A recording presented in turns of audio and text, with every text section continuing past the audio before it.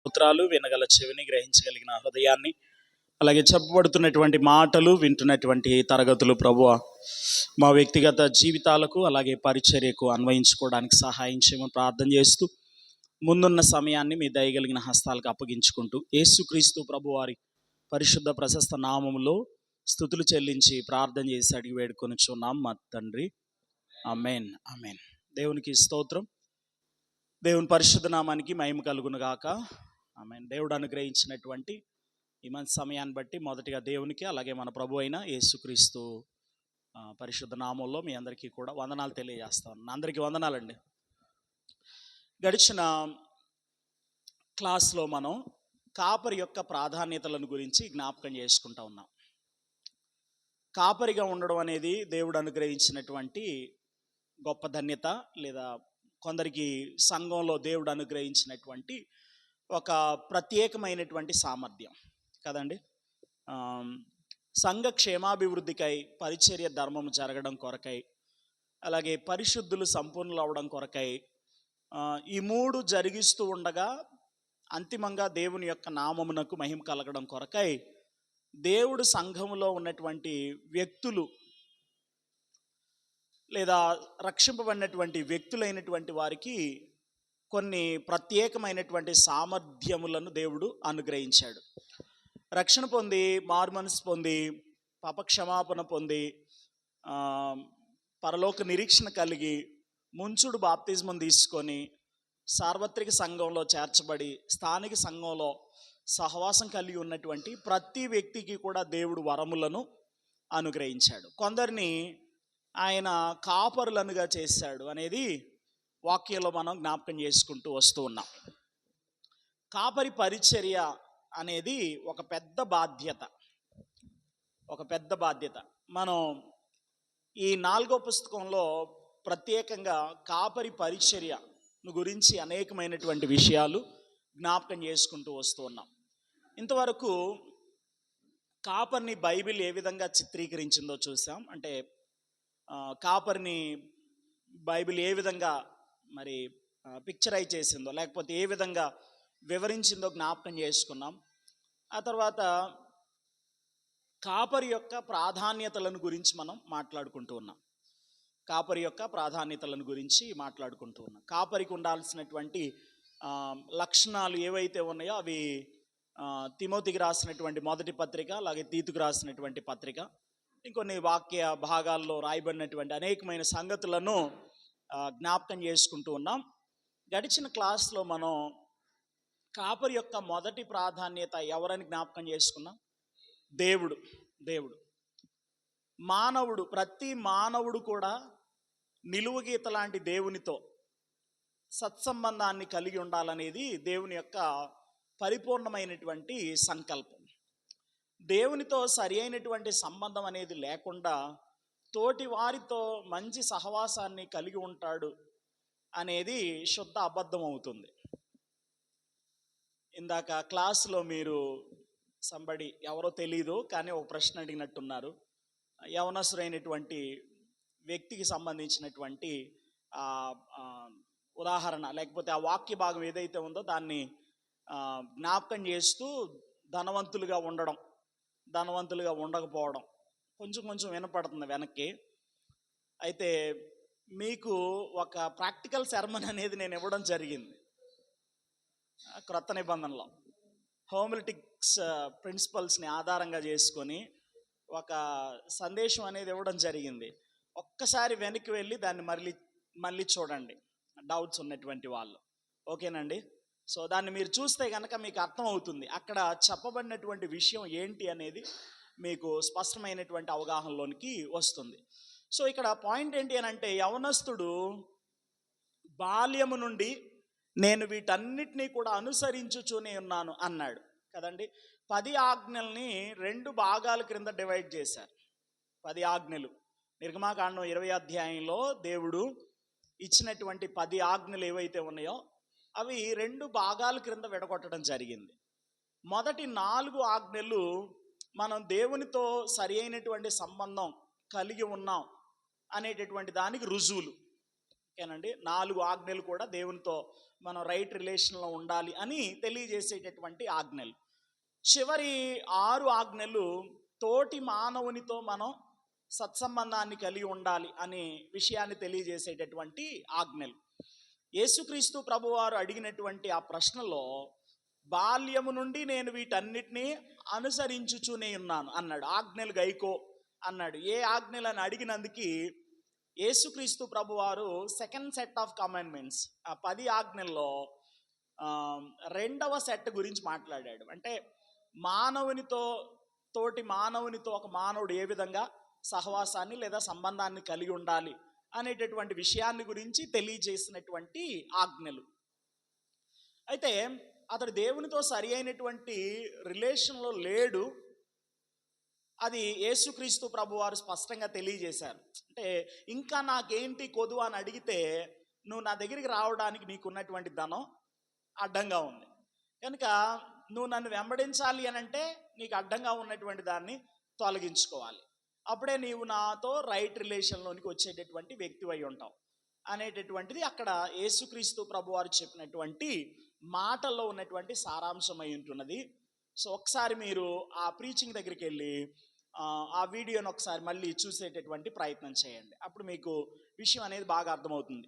So ఇక్కడ point ఏంటి అని అంటే లోకంలో ఉన్నటువంటి ప్రతి వ్యక్తి కూడా ప్రాముఖ్యంగా దేవుని పిల్లలైనటువంటి వారు నిలువుగీత లాంటి దేవునితో మంచి సంబంధాన్ని కలిగి ఉండాలి.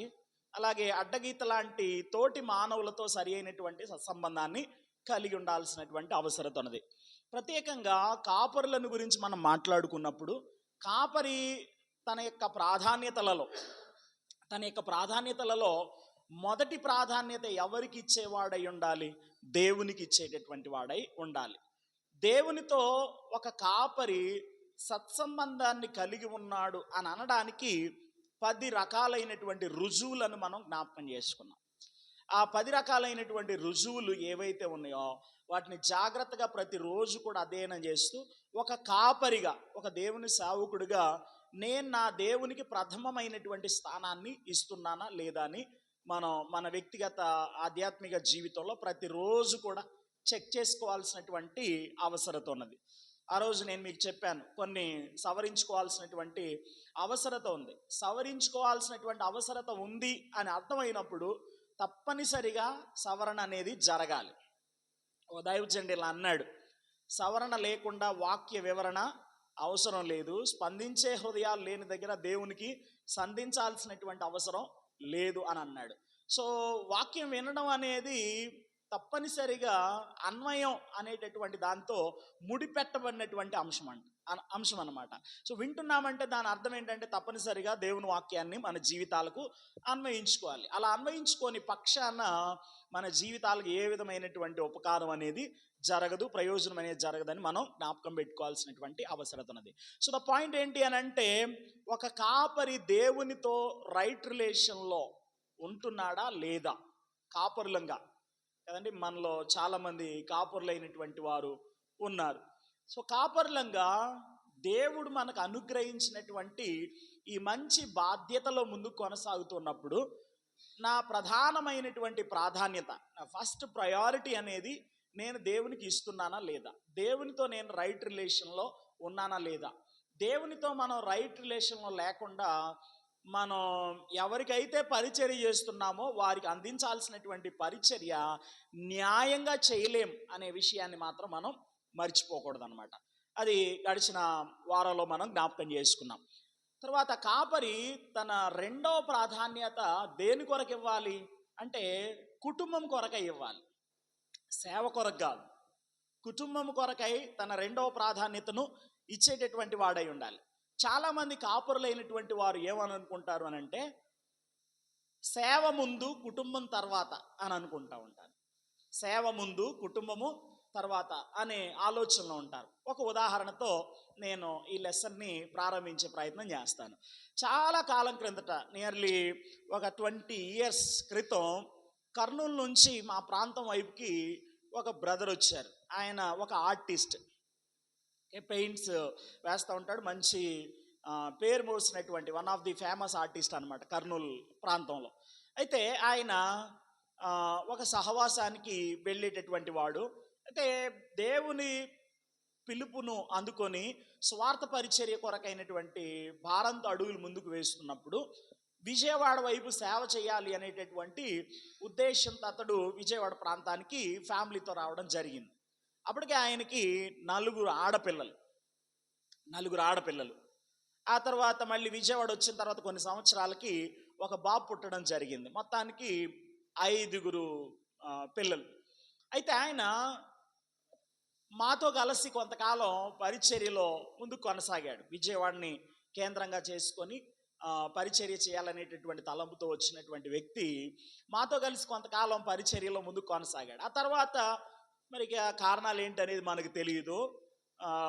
ఆయన మమ్మల్ని విడిచిపెట్టేసి వెళ్ళిపోయాడు. వెళ్ళిపోయిన తర్వాత చాలా రోజులు అతనితో మాకు కాంటాక్ట్ అనేది లేదు. అయితే ఇటీవల కాలంలో మా మదరు ఒక ఊరు వెళ్తూ ఉంటే వాళ్ళ మిస్సెస్ సేమ్ బస్ ఎక్కింది అన్నట్టు. అయితే ఆమెను గుర్తుపట్టి దగ్గరికి వెళ్ళి, అమ్మ నేను పలానా, మీరు నన్ను గుర్తుపట్టారా అని అంటే, అమ్మ మీరమ్మ, చాలా సంతోషంగా ఉంది, చాలా కాలం తర్వాత మిమ్మల్ని చూసాం అని చెప్పి ఇద్దరు పక్కనే కూర్చొని కాసేపు మాట్లాడుకున్నారు. అమ్మా మరి ఎలా ఉంది మీ పరిచర్య, అంత విషయం ఏంటి అని అడిగితే ఆమె ఊహించినటువంటి ఎన్నో విషయాలు చెప్పింది. ఏంటయ్యా విషయం అని అంటే, ఈ సోకాల్ పాస్టర్ ఎవరైతే ఉన్నారో ఏమండి, ఆయన కుటుంబాన్ని అసలు పట్టించుకోడు.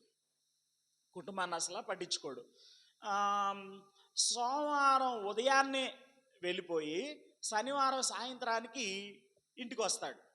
ఇంటికి వచ్చిన తర్వాత ఆయన భార్యకి తన జీవితంలో ఇచ్చేటటువంటి స్థానం ఏంటంటే, ఆమె ఒక దోవి అన్నమాట. అంటే బట్టలు ఉతికేటటువంటి ఒక స్త్రీ, అంతవరకు పరిమితం అన్నమాట. ఏమంటే కేవలం బట్టలు ఉతకడం కొరకు మాత్రమే ఆమెని ఉపయోగించుకునేటటువంటి పరిస్థితులు కలిగినటువంటి వాడుగా ఉన్నాడు. ఏముందమ్మా, సోమవారం వెళ్తాడు, శనివారం వస్తాడు, ఆయన విడిచినటువంటి బట్టలన్నీ ఒక బ్యాగ్ అక్కడ పడేస్తాడు, నేను వాటిని ఉతుకుతాను, మరి మీరు ఎలా ఉన్నారు, పిల్లలు బాగున్నారా, ఇంట్లో అవసరాలు ఏంటి, పిల్లలు ఎలా చదువుకుంటున్నారు, ఇవన్నీ కూడా ఏమీ పట్టించుకోడు. ఆ బ్యాగ్ ఆడ ఇసిరేసి ఒక రూమ్ ఉంటే ఆ రూమ్లోకి వెళ్ళి కూర్చొని ఇంకా తన కాలం గడుపుతూ ఉంటాడు. ఎలా గడపాలనుకుంటే అలా గడుపుతూ ఉంటాడు. మళ్ళీ మండే వచ్చిన తర్వాత ఆయన ఇంట్లో నుంచి బయటికి వెళ్ళిపోతాడు. మా కుటుంబాన్ని ఆయన పెద్దగా పట్టించుకుంది ఏమి లేదని చెప్పి కన్నీళ్ళు విడుస్తూ ఒక బాధాకరమైనటువంటి మాట చెప్పింది. ఏంటి అని అంటే, ఈ 5గురిలో పెద్ద అమ్మాయికి పెళ్లి చేసింది.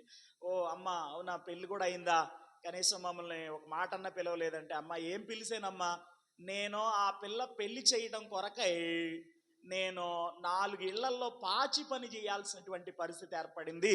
ఈ పనులన్నీ కూడా చేసుకొని ఆ తర్వాత కొంత కూడబెట్టుకొని నా పెద్ద కూతురికి వివాహం చేశానని చెప్తే మస్తు బాధ అనిపించింది. అసలు ఏమంటే పరిచర్య అనేటటువంటి పేరుతో వచ్చి దేవుని సేవ జరిగించేటటువంటి క్రమంలో దేవుని సేవ అని చెప్పుకునేటటువంటి ఒక వ్యక్తి తన కుటుంబానికి ప్రాధాన్యతనివ్వకపోవడం అనేది ఎంత భయంకరమైనటువంటి విషయం మీరు ఆలోచించేటటువంటి ప్రయత్నం చేయండి.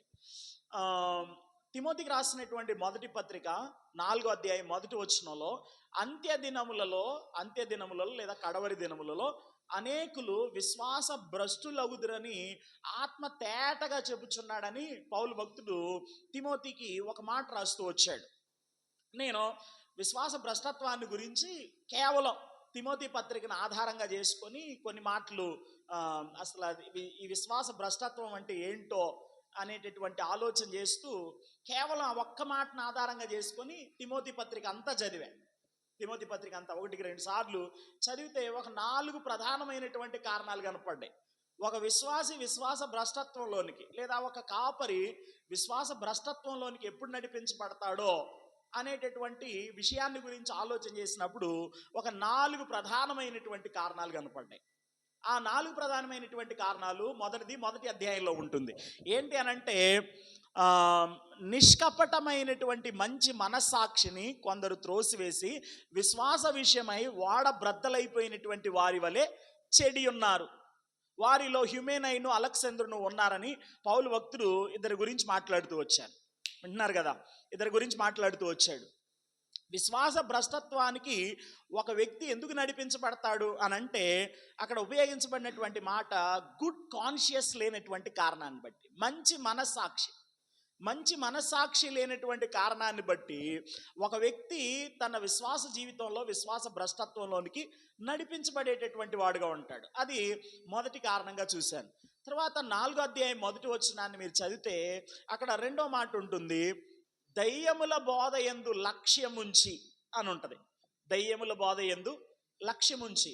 దయ్యముల బోధ దేవుని బోధకి క్వైట్ ఆపోజిట్గా ఉంటుంది. మీకు అర్థం కావడానికి ఒక పర్ఫెక్ట్ ఎగ్జాంపుల్ చెప్పుకోవాలి అని అంటే కనుక, ఆదికాండం 2వ అధ్యాయంలో దేవుడు ఆదాము హవ్వతో మాట్లాడుతూ, మీరు వాటిని తిను దినమున నిశ్చయంగా చచ్చెదరు అన్నాడు. డైయింగ్ యూ షెల్ డై అనేది అక్కడ ఉపయోగించబడినటువంటి పదం అన్నమాట, క్రియాపదం. అంటే చావడం అనేటటువంటి ప్రక్రియ ప్రారంభమవుతుంది మీరు ఆ పండు తిన్నటువంటి దినాన. ఆ తర్వాత కొంతకాలానికి మీ బాడీ అనేది మరణిస్తుంది, లేకపోతే మీరు మరణిస్తారు, లేదా మీ శరీరం నుండి మీ ఆత్మ అనేది వేరు చేయబడుతుంది అనేది అక్కడ దేవుడు తెలియజేసినటువంటి మాట. ఇక్కడ మనకు కావాల్సింది ఏంటంటే, మీరు చస్తారు అనేది దేవుడు చెప్పాడు.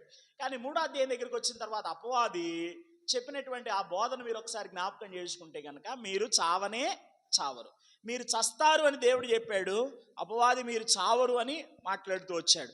సో ఇక్కడ పాయింట్ ఏంటి అని అంటే, దేవుడు చెప్పినటువంటి బోధకి దయ్యం చెప్పినటువంటి బోధకి పొంతననేది ఉండదు, క్వైట్ ఆపోజిట్గా ఉంటుంది.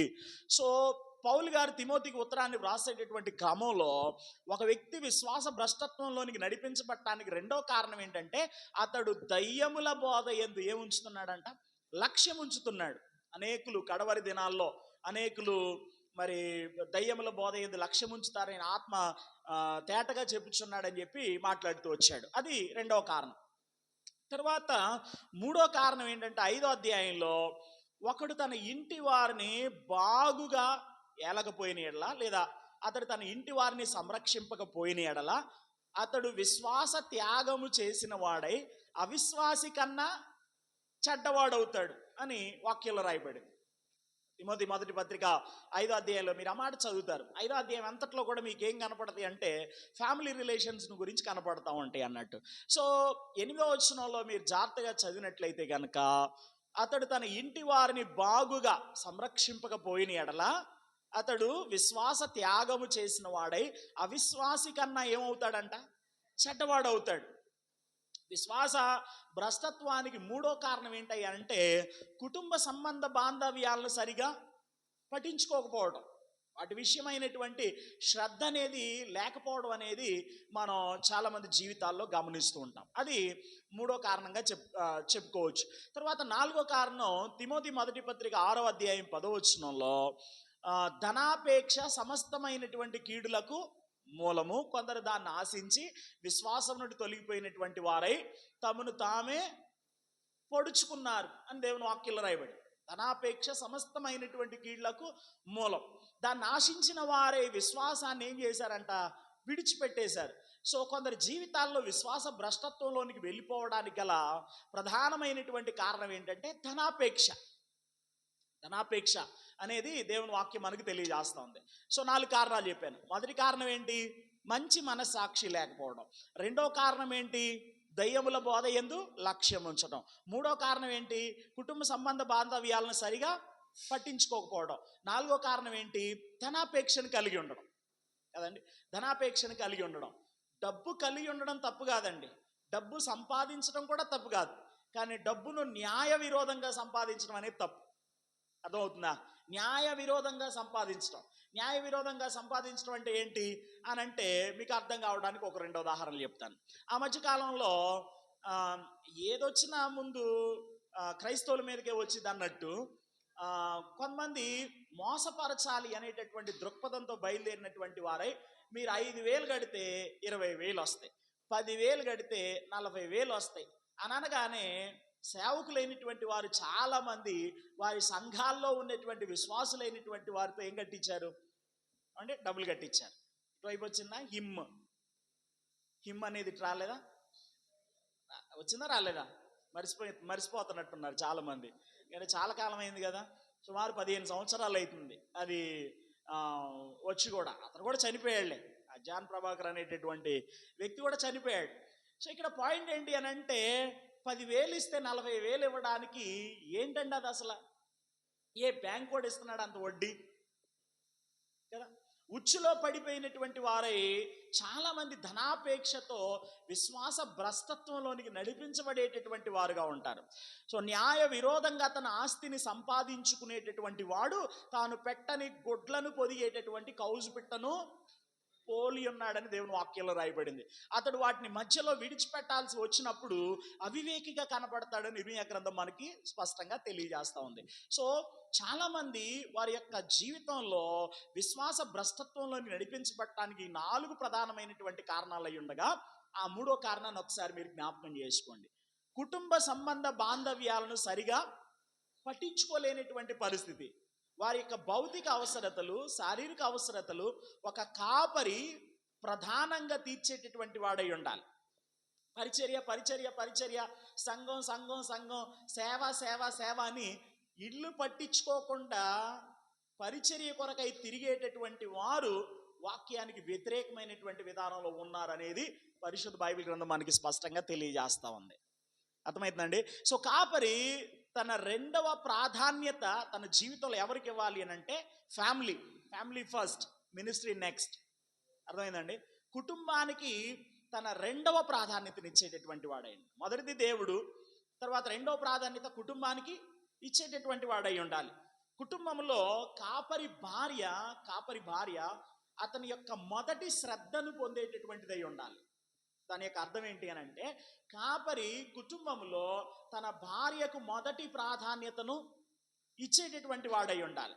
మనం అనేకమైనటువంటి లేఖన భాగాలు చదివినట్లయితే కనుక ఇవి అక్కడ ఇవ్వబడినటువంటి వచనాలన్నీ కూడా పేజ్ నెంబర్ 100లో మీ పుస్తకం 4 పుస్తకంలో 100వ పేజీలో కొన్ని రెఫరెన్స్లు ఇచ్చాడు. ఎఫెసీ పత్రిక 5వ అధ్యాయం 25 నుండి 33వ వచనం వరకు ఉన్నటువంటి లేఖన భాగాన్ని మీరు చదివినట్లయితే కనుక అక్కడ భార్యాభర్తలైనటువంటి వారిని గురించినటువంటి విషయాలు తెలియపరచబడ్డాయి. పురుషులారా, మీరును మీ భార్యలను ప్రేమించుడి, అటువలే క్రీస్తు కూడా సంఘమును ప్రేమించి అది కలంకమైనను ముడతైనను అట్టిది మరి ఏదైనను లేక పరిశుద్ధమైనది గాను నిర్దోషమైన గాను మహిమగల సంఘము గాను ఆయన తన ఎదుట దాన్ని నిలవబెట్టుకొనవలనని వాక్యముతో ఉదక స్నానము చేత దాన్ని పరిశుద్ధపరిచి పవిత్రపరిచి దాని కొరకై తను తాను అప్పగించుకున్నాడు. ఏ వ్యక్తి కూడా తన శరీరాన్ని గాయపరుచుకునేటటువంటి వాడుగా ఉండడు కదా. సో ఆ వచ్చిన భాగాలన్నింటిలో కూడా మనకు తెలియజేయబడుతున్నటువంటి విషయం ఏంటయ్యానంటే, పురుషుడు తన భార్యను ప్రేమించేటటువంటి వాడై ఉండాలి. నువ్వు కాపరివైనా సరే నీ మొదటి ప్రాధాన్యత సంఘం కాదు, కుటుంబం అనేటటువంటి విషయాన్ని మర్చిపోకూడదు. ఓకేనండి? కుటుంబం అనేటటువంటి విషయాన్ని మర్చిపోకూడదు. తర్వాత పేతురు మొదటి పత్రిక 3వ అధ్యాయం 7వ వచనంలో, పురుషులారా జీవమను కృపావరములో మీ భార్యలు మీతో పాలివారై ఉన్నారని ఎరిగి, వారు బలహీనమైనటువంటి ఘట్టమని ఎరిగి జ్ఞానము చొప్పున వారితో మీరేం చేయండి అన్నాడు, కాపురం చేయండి అని అన్నాడు. తర్వాత ఆదికాండం 2వ అధ్యాయం 20 నుండి 24 వచనాలు మీరు చదివినట్లయితే, సాటి అయినటువంటి సహాయంగా దేవుడు భార్యను జీవిత భాగస్వామిగా పురుషునికి అనుగ్రహించాడనేది వాక్యం మనకు స్పష్టంగా తెలియజేస్తూ ఉంది. తర్వాత మలాకీ గ్రంథం 2వ అధ్యాయం 13 నుండి 16 వచనాల్లో భార్యాభర్తలైనటువంటి వారి మధ్య ఉండేటటువంటి సంబంధాన్ని గురించి మాట్లాడేటటువంటి క్రమంలో ప్రవక్త అయినటువంటి మలాకి, మీ భార్యల విషయంలో మీరు విశ్వాసఘాతకులు కావద్దు అని అన్నాడు. విశ్వాసఘాతకులు కాకుండా ఉండండి అని అన్నాడు. తిమోతి మొదటి పత్రిక 3వ అధ్యాయం 4 నుండి 5 వచనాల్లో మనం చదివినట్లయితే కనుక, కాపరి తన ఇంటి వారిని బాగుగా ఏలువాడై ఉండవలనని దేవుని వాక్యంలో రాయబడింది. హెబ్రీ పత్రిక 13వ అధ్యాయం 4వ వచనంలో, వివాహం అన్ని విషయములలో ఘనమైనది గాను పాన్పు నిష్కల్మషమైనది గాను ఉండవలను, వేశ్యా సంగులకు వ్యభిచారులకు దేవుడు తీర్పు తీర్చును అని దేవుని వాక్యం మనకు స్పష్టంగా తెలియజేస్తూ ఉంది. సో ఈ వచనాలన్నీ కూడా మీరు చదివినట్లయితే మీకు అర్థమయ్యేటటువంటి విషయం ఏంటయ్యానంటే, ప్రతి పురుషుడు కూడా తన కుటుంబానికి, ప్రత్యేకంగా తన భార్యకు ప్రాధాన్యతనిచ్చేటటువంటి వాడై ఉండాలి. అందున కాపరులు మరింత జాగ్రత్త కలిగినటువంటి వారై తన కుటుంబంలో తమ మొదటి శ్రద్ధను భార్యకు ఇచ్చేటటువంటి వారై ఉండాలని దేవుని వాక్యం మనకు స్పష్టంగా తెలియజేస్తూ ఉంది. సో కాపరి తన భార్య ఎడల అతని నిబద్ధతను నిర్వహించి ఆమెకు జతగా నుండి పరస్పరమైనటువంటి ఎదుగుదల ప్రోత్సాహపరుచుకుంటూ తమ సంబంధాన్ని ఏం చేసుకోవాలి, బలపరుచుకునేటటువంటి వారుగా ఉండాలి. ఫ్యామిలీ రిలేషన్స్ గురించి మనం మాట్లాడుకునేటటువంటి సందర్భంలో ప్రత్యేకంగా కాపరులైనటువంటి వారు ఈరోజు చాలామంది తమ భార్యలైనటువంటి వారి విషయంలో వారి యొక్క సంబంధాన్ని వారితో బలపరుచుకునేటటువంటి వారుగా ఉంటారు. కారణం ఏంటంటే వాళ్ళ కొరకై వీళ్ళు టైం ఏం చేయరు, స్పేర్ చేయరు, కేటాయించరు. ఎప్పుడు కూడా సేవ సేవ సేవ సేవ సేవ సేవ అనేటటువంటి దృక్పథంతో ముందుకు అడుగులు వేసేటటువంటి వారుగా ఉంటారు. సేవ చేయాలి, దేవుడు అనుగ్రహించినటువంటి బాధ్యత ప్రకారం పరిచర్య చేయాలి, పరిచర్య ధర్మాన్ని నిర్వర్తించేటటువంటి వారంగా ఉండాలి. బట్ అంతకంటే ప్రాముఖ్యంగా కుటుంబాలకి తమ సమయాన్ని కేటాయించేటటువంటి వారై ఉండాలి. భార్యతో తరచుగా ఉండుటకు సమయం కావాలి. వారిద్దరూ కూడా పరస్పరం తోడ్పడుకుంటూ వారి సంబంధాన్ని బలపరుచుకోవడం కొరకై వారికి ప్రత్యేకమైనటువంటి సమయాలు ఉండడం అనేది చాలా ప్రాముఖ్యమైనటువంటి విషయం. సో తమ యొక్క జీవితంలో కాపరి తప్పనిసరిగా తన భార్యతో గడపడం కొరకై కొంత సమయాన్ని కేటాయించుకునేటటువంటి వారై ఉండవలసినటువంటి అవసరం ఉన్నది. చాలా కాలం క్రిందట నేను శ్రీకాకుళం వెళ్ళాను, మీటింగ్స్ కోసం వెళ్ళాను. ఒక దైవజనుడు ఫిలిప్ తిమోతి గారని ఆయన లెప్రసీ పీపుల్ కొరకు ఒక కాలనీయే కట్టాడు. ఆయనకి ఉన్నటువంటి సామర్థ్యాన్ని బట్టి లేదా ఫండ్ రైజ్ చేసి ఒక ఏరియాలో అక్కడ వాళ్ళందరూ కూడా ఉండేటటువంటి వాళ్ళు లెప్రసీ పీపుల్ అనమాట, కుష్ఠరోగగ్రస్తులు. డ్రగ్ వాడారు కానీ వాళ్ళ రోగం యొక్క ప్రభావం అనేది తగ్గిపోలేదన్నమాట. అయితే అక్కడ ఒక కాలనీ కట్టి వాళ్ళ కోసం అన్నీ కూడా ఏర్పాటు చేసి అక్కడ స్వార్థ పరిచర్య ఫలితంగా ఒక సంఘాన్ని కూడా వాళ్ళు ఏం చేశారంటే నిర్మించడం జరిగింది. అక్కడ సభల కొరకై ఆహ్వానించబడ్డాను నేను. ఒక 3 రోజులు నేను నా స్నేహితుడు మేమిద్దరం కలిసి ఆ సభల కోసం వెళ్ళినప్పుడు ఖాళీ సమయాల్లో అంటే మా పరిచర్య అయిపోయిన తర్వాత స్వార్థ ప్రకటించడం, సంఘానికి వాక్యం చెప్పడం ఇవన్నీ కూడా అయిపోయిన తర్వాత ఆ దైవజనుడితో కొంత సమయం గడిపేటటువంటి ప్రయత్నం చేసినప్పుడు ఆయన మమ్మల్ని ఒక ప్రశ్న అడిగాడు. మీ ఇద్దరికి పెళ్ళయింది కదా, మిమ్మల్ని ఇద్దరు ఒక ప్రశ్న అడుగుతాను, స్ట్రైట్గా సమాధానం చెప్పండి అన్నాడు. అంటే అన్న అడగండి అని అన్నాను. అన్న తర్వాత ఆయన ఒక ప్రశ్న అడిగాడు, పెళ్ళి ఎన్ని సంవత్సరాలు అవుతుందంటే అప్పటికి 2017లో అయ్యింది. 2019లో నేను అక్కడ మీటింగ్స్కి వెళ్ళాను అనమాట. 2 సంవత్సరాలు అయిందన్న అని అన్నాను. అన్న తర్వాత ఆయన అన్నాడు, పిల్లలు ఏమైనా ఉన్నారా అన్నాడు. అంటే దేవుడు ఒక కుమారుని ఇచ్చాడు అన్న అని చెప్తే ఆయన ఓ ప్రశ్న అడిగాడు, ఈ 2 సంవత్సరాల కాలంలో మీరు మీ భార్యను తీసుకొని ఎప్పుడైనా కొంత సమయం పర్సనల్గా కేటాయించడం కొరకై లేదా వాళ్ళతో ఒంటరిగా గడపడం కొరకై ఎప్పుడైనా వాళ్ళని బయటికి తీసుకొని వెళ్ళారా అని అన్నాడు. ఆలోచించుకున్నా, పెద్దగా ఏం కనపడలేదు. ఎందుకంటే అప్పటికే నేను టీచింగ్లో ఉన్నాను.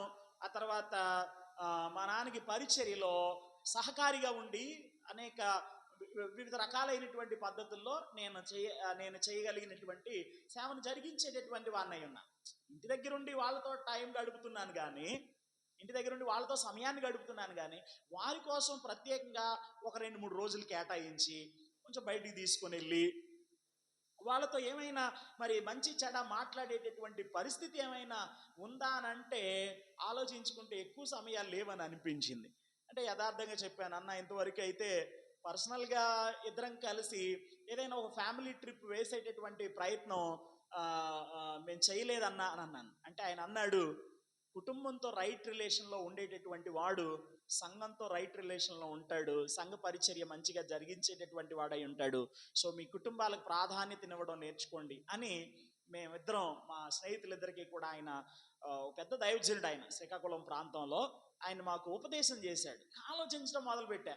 నేను అక్కడికి వెళ్ళి సేవ చేసింది ఏంటో కానీ నాకు తెలియదు, అంటే అంత దాని గురించి పట్టించుకోలేదు. కానీ తిరిగి వచ్చేటప్పుడు ఇదే ఆలోచన ఇక మనసులో రింగ్ అవుతా ఉందన్నమాట. ప్రతి పొద్దుస్తమానం ఇక పడుకునేంత వరకు కూడా అదే ఆలోచన. నిజమే కదా, 2 సంవత్సరాల్లో ఎప్పుడు వాళ్ళని బయటికి తీసుకొని వెళ్ళేటటువంటి ప్రయత్నం ఎప్పుడు చేయలేదు కదా, వాళ్ళకి ఉన్నటువంటి ఆలోచనని ఏదైనా షేర్ చేసుకుంటే వినేటటువంటి పరిస్థితి లేదు కదా అని చెప్పి చాలా తీవ్రంగా ఆలోచన చేయడం మొదలుపెట్టాను.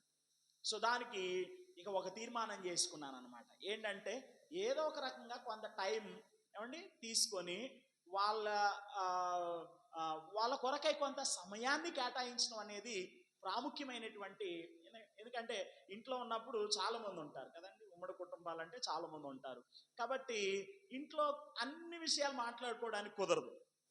ఒకవేళ మాట్లాడుకున్న ఆ, మిగిలినటువంటి వాళ్ళు ఆ, అర్థం చేసుకోవడం కంటే ఎక్కువగా అపార్థం చేసుకునేటటువంటి పరిస్థితే ఉంటుంది కనుక సరే ఖచ్చితంగా బయటికి తీసుకెళ్ళాలి అనేటటువంటి తలంపుతో అడుగులు ముందుకు వేయడం జరిగింది అన్నట్టు. సో ఇక్కడ మనకి తెలియజేయబడుతున్నటువంటి విషయం ఏంటయ్యా అంటే, వారితో మీరు సమయాన్ని గడుపుతున్నప్పుడు ప్రత్యేకంగా అమ్మా మీకు కాదు ఇవి, ప్రత్యేకంగా వారితో సమయాన్ని గడిపేటప్పుడు ఏమండి వాళ్ళతో కొంత సమయాన్ని కేటాయించి వాళ్ళతో మాట్లాడుతూ వారికి మీరికి మధ్య ఉన్నటువంటి సంబంధం ఏదైతే ఉందో ఆ సంబంధాన్ని పెంపొందించుకుంటూ ఒకరినొకరు ప్రోత్సహించుకునేటటువంటి క్రమంలో డెఫినెట్గా కొంత సమయం అనేది వారి కొరకే మనం స్పేర్ చేయడం అనేది చాలా ప్రాముఖ్యమైనటువంటి విషయం. అలాంటి సమయాల కొరకు అవసరమైనటువంటి సందర్భాల్లో తప్పనిసరిగా వాళ్ళని అప్పుడప్పుడు బయటికి తీసుకెళ్ళి వాళ్ళతో పర్సనల్గా మాట్లాడుకోవడం అనేది చేయవలసినటువంటి అవసరత ఉంటుంది. అర్థమైందండి? సో అది చెయ్యాలి తప్పనిసరిగా. ఎందుకంటే కుటుంబానికి మనం ప్రాధాన్యత అనేది ఇవ్వకపోతే గనక ఆ తర్వాత సంఘానికి మనం అందించాల్సినటువంటి పరిచర్య అందించాల్సినటువంటి విధానంలో అందించలేమనేది వాక్యం మనకు తెలియజేస్తున్నటువంటి సారాంశం అయి ఉంటున్నది. సో కాబట్టి కాపరి తన భార్యను ప్రేమించాలి, తన భార్యను గౌరవించాలి మరియు ఘనపరచాలి. ఆ తర్వాత తన పిల్లలను క్రమశిక్షణలో పెట్టి ప్రోత్సహించి పోషించి సంరక్షించి కాపాడి ఉపదేశించి మరియు క్రమశిక్షణ పరచవలను. కొంతమంది కనడం చేత ఇది కానీ వాళ్ళని పెంచడం మాత్రం చేత కాదు. కంటారు అద్భుతంగా, ఒకళ్ళు ఇద్దరు ముగ్గురు అని ఒక ఉద్దేశంతో గర్భఫలం కలిగి ఉండాలి అనేటటువంటి ఉద్దేశంతో పిల్లల్ని కంటారు. కానీ పిల్లల్ని వదిలేసేటటువంటి వారుగా ఉంటారు. మా డియిజం అని ఒక ఇజం ఉంటుంది అన్నమాట. దాన్ని అది హెరిటికల్ టీచింగ్ అంటారు, తప్పు బోధ. ఏంటి డియిజం చెప్పేది అని అంటే, దేవుడు ఈ సృష్టిని అంతటినీ కూడా కలగజేసి మీ సావు మీరు సావండి అని వదిలేశాడు అనేది ఆ బోధ యొక్క సారాంశం అనమాట. దేవుడు అలా చేయలేదు. ఎందుకంటే హెబ్రీ పత్రిక 1వ అధ్యాయం మనకి తెలియజేసినటువంటి మాట ఏంటంటే, ఆయన తన మహత్తు కలిగి మాట చేత సమస్తమును ఆయన నిర్వహించేటటువంటి వాడై ఉన్నాడు, వదిలిపెట్ల. అపోస్తుల కార్యాలు 17వ అధ్యాయంలో కూడా మానవ జీవన మనుగడకు అవసరమైనటువంటి ప్రతి దానిని కూడా ఆయన ఏం చేస్తున్నాడు, సమకూర్చేటటువంటి దేవుడు అయి ఉన్నాడు అని వాక్యం మనకు తెలియజేస్తూ ఉంది. కనుక దేవుడు వదిలిపెట్టలేదు. కొంతమంది ఏం చేశారంటే ఆ తప్పు బోధ ఏదైతే ఉంటుందో దాన్ని ఉనికిలోనికి తీసుకొచ్చి దేవుడి సృష్టిని కలగజేసి మీ మానాన్ని మీరు చావండి అని దాన్ని వదిలేశాడని చెప్పి తెలియపరిచేటటువంటి వారుగా ఉంటారు. అయితే వాక్యం దానికి సరి అయినటువంటి సమాధానాలు ఇచ్చింది. అయితే ఇక్కడ విషయం ఏంటంటే, చాలా మంది కాపురులైనటువంటి వారు, ప్రత్యేకంగా పురుషులైనటువంటి వారు వివాహం చేసుకుంటారు, బిడ్డలను కంటారు, ఇద్దరినో ముగ్గురునో కంటారు. ఆ తర్వాత ఇక కుటుంబ అవసరతలను గురించినటువంటి పట్టింపు అనేది ఉండదు. ఈ పెయింటర్ లాగా. అర్థమైందండి? ప్రారంభంలో ఒక వ్యక్తి గురించి చెప్పాను కదా, ఇంకా సోమవారం వస్తాడు లేదా సోమవారం బయలుదేరతాడు, మళ్ళీ శనివారం సాయంత్రానికి వస్తాడు.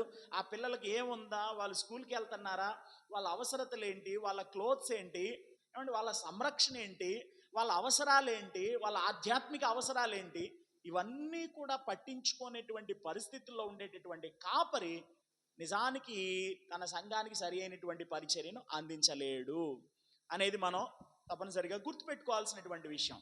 దేవుడు మనల్ని ప్రేమించి ఒక గర్భఫలాన్ని మన జీవితాలకు అనుగ్రహిస్తే వారి విషయమై తప్పనిసరిగా శ్రద్ధ తీసుకోవాల్సినటువంటి బాధ్యత మన మీద ఉందని దేవుని వాక్యం మనకు స్పష్టంగా తెలియజేస్తూ ఉంది కదండి.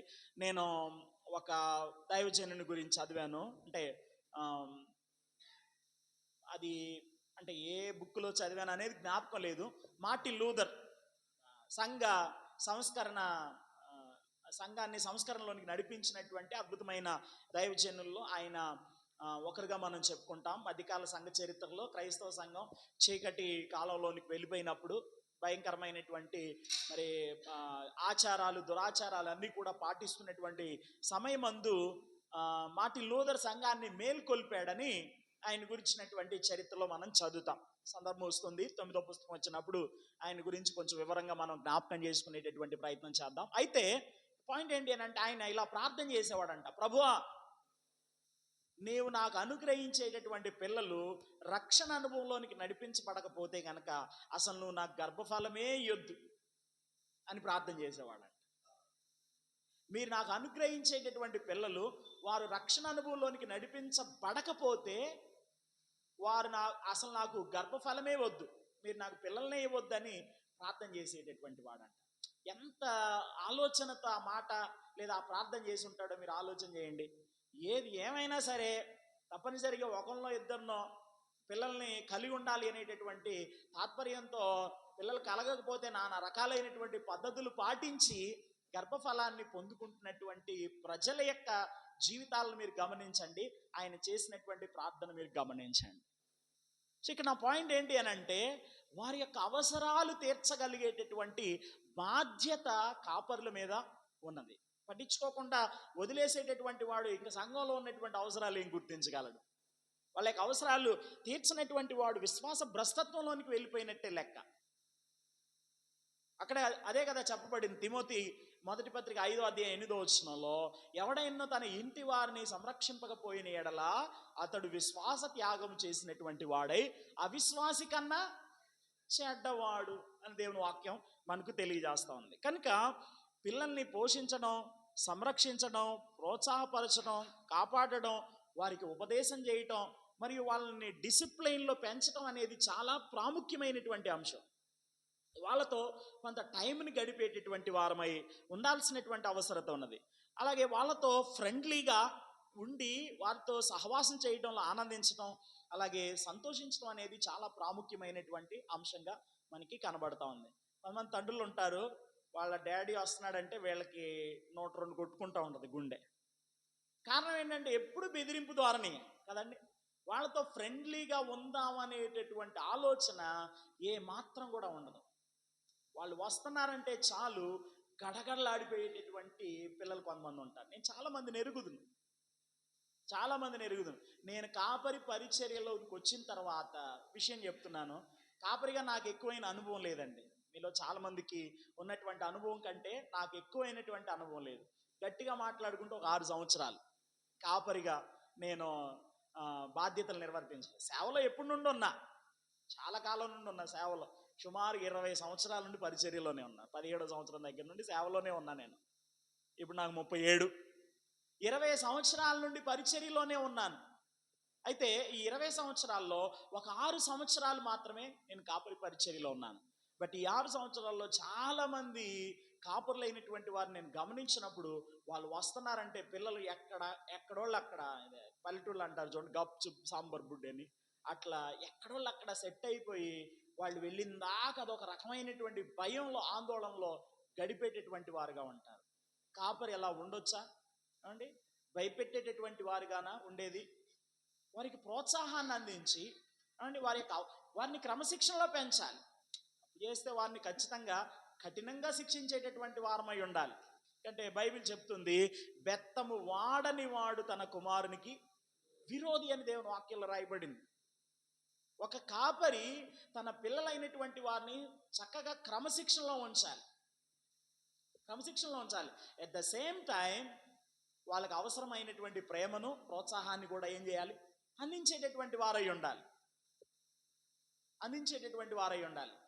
మా నాన్నగారు చాలా డిసిప్లైన్లో పెంచారు మమ్మల్ని. ఈరోజు కాస్త దేవుని సేవలో భయంతో ముందుకు కొనసాగుతున్నామంటే వాళ్ళు ఆ రోజు క్రమశిక్షణతో ఉంచినటువంటి విధానమే ఒక ప్రధానమైనటువంటి కారణం. చాలా డిసిప్లైన్లో ఉంచేటటువంటి వాళ్ళు. ఏదైనా తప్పు చేసామనంటే మాత్రం అసలు ఉపేక్షించేటటువంటి వాళ్ళే కాదు. మేము 4 మా ఇంట్లో అందరం ప్రయోజకులుగానే ఉన్నాం. దేవుని కృపను బట్టి దేవుని యొక్క పరిచర్యలో ఉన్నాం. అయితే అంటే మా నాన్నగారి సమర్పణ అది. మా పిల్లలందరూ దేవుని సేవలో ఉండాలనేది సమర్పణ. అండ్ మాకు కూడా వెలిగింపు అయిన తర్వాత ఇనిషియల్ స్టేజ్లో అసలు నాకు పరిచర్య అంటే ఇష్టం ఉండేది కాదు. ఎందుకంటే చిన్నప్పటి నుండి వాళ్ళు పడినటువంటి కష్టాలు ఏవైతే ఉంటాయో కళ్ళారా చూసే కాబట్టి అసలు సేవలోనికి రావాలి అనేటటువంటి తాత్పర్యం నా జీవితంలో ఎప్పుడూ కూడా లేదు. బట్ ఒకనొక టైం వచ్చినప్పుడు దేవుడు పరిచర్య కొరకై పిలిచినప్పుడు వ్యతిరేకించలేకపోయాను. సేవలోకి వచ్చేసాను. యాక్చువల్గా నేను మెడిసిన్ చదవాలనుకున్నాను, ఒక డాక్టర్ అయ్యి ఆ, మంచి స్థితిలోకి వెళ్ళాలి అనేటటువంటి తాత్పర్యంతో ఉండేటటువంటి వాడిని. అండ్ నన్ను తల్లిదండ్రులు కూడా ఆ దిశగా ప్రోత్సహించారు, బాగా చదువుకోవాలి, సేవ చేయాలి అనేటటువంటి దిశగా ప్రోత్సహించారు. కానీ బాగా చదువుకోవాలనే తలంపు ఉండేది, కానీ సేవ చేయాలనేటటువంటి తలంపు మాత్రం ఉండేది కాదు. కాబట్టి నేను నా ఆలోచనలు చేసేటటువంటి వాడిని అనమాట. మా జువాలజీ ప్రొఫెసర్ గారు ఒకసారి ఒక ప్రాక్టికల్ ఇచ్చారు. ఆ ప్రాక్టికల్ చేసిన తర్వాత ఆయన అన్నాడు, ఒరే నువ్వు డాక్టర్ అయితే అందరిని చంపేస్తావురా అన్నాడు. ఏదో చేయకుండా తప్పు చేశా ఆ ప్రాక్టికల్లో.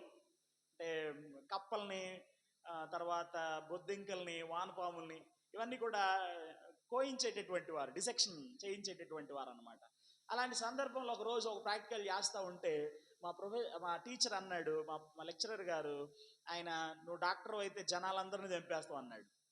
ఏదో చెప్పాడు, నేను ఏదో చేశా ఇక్కడ ఏమండి. సో బాగా తీవ్రమైనటువంటి కాంక్షతో ముందుకు కొనసాగేవాడిని, చదవాలి చదవాలి చదవాలి.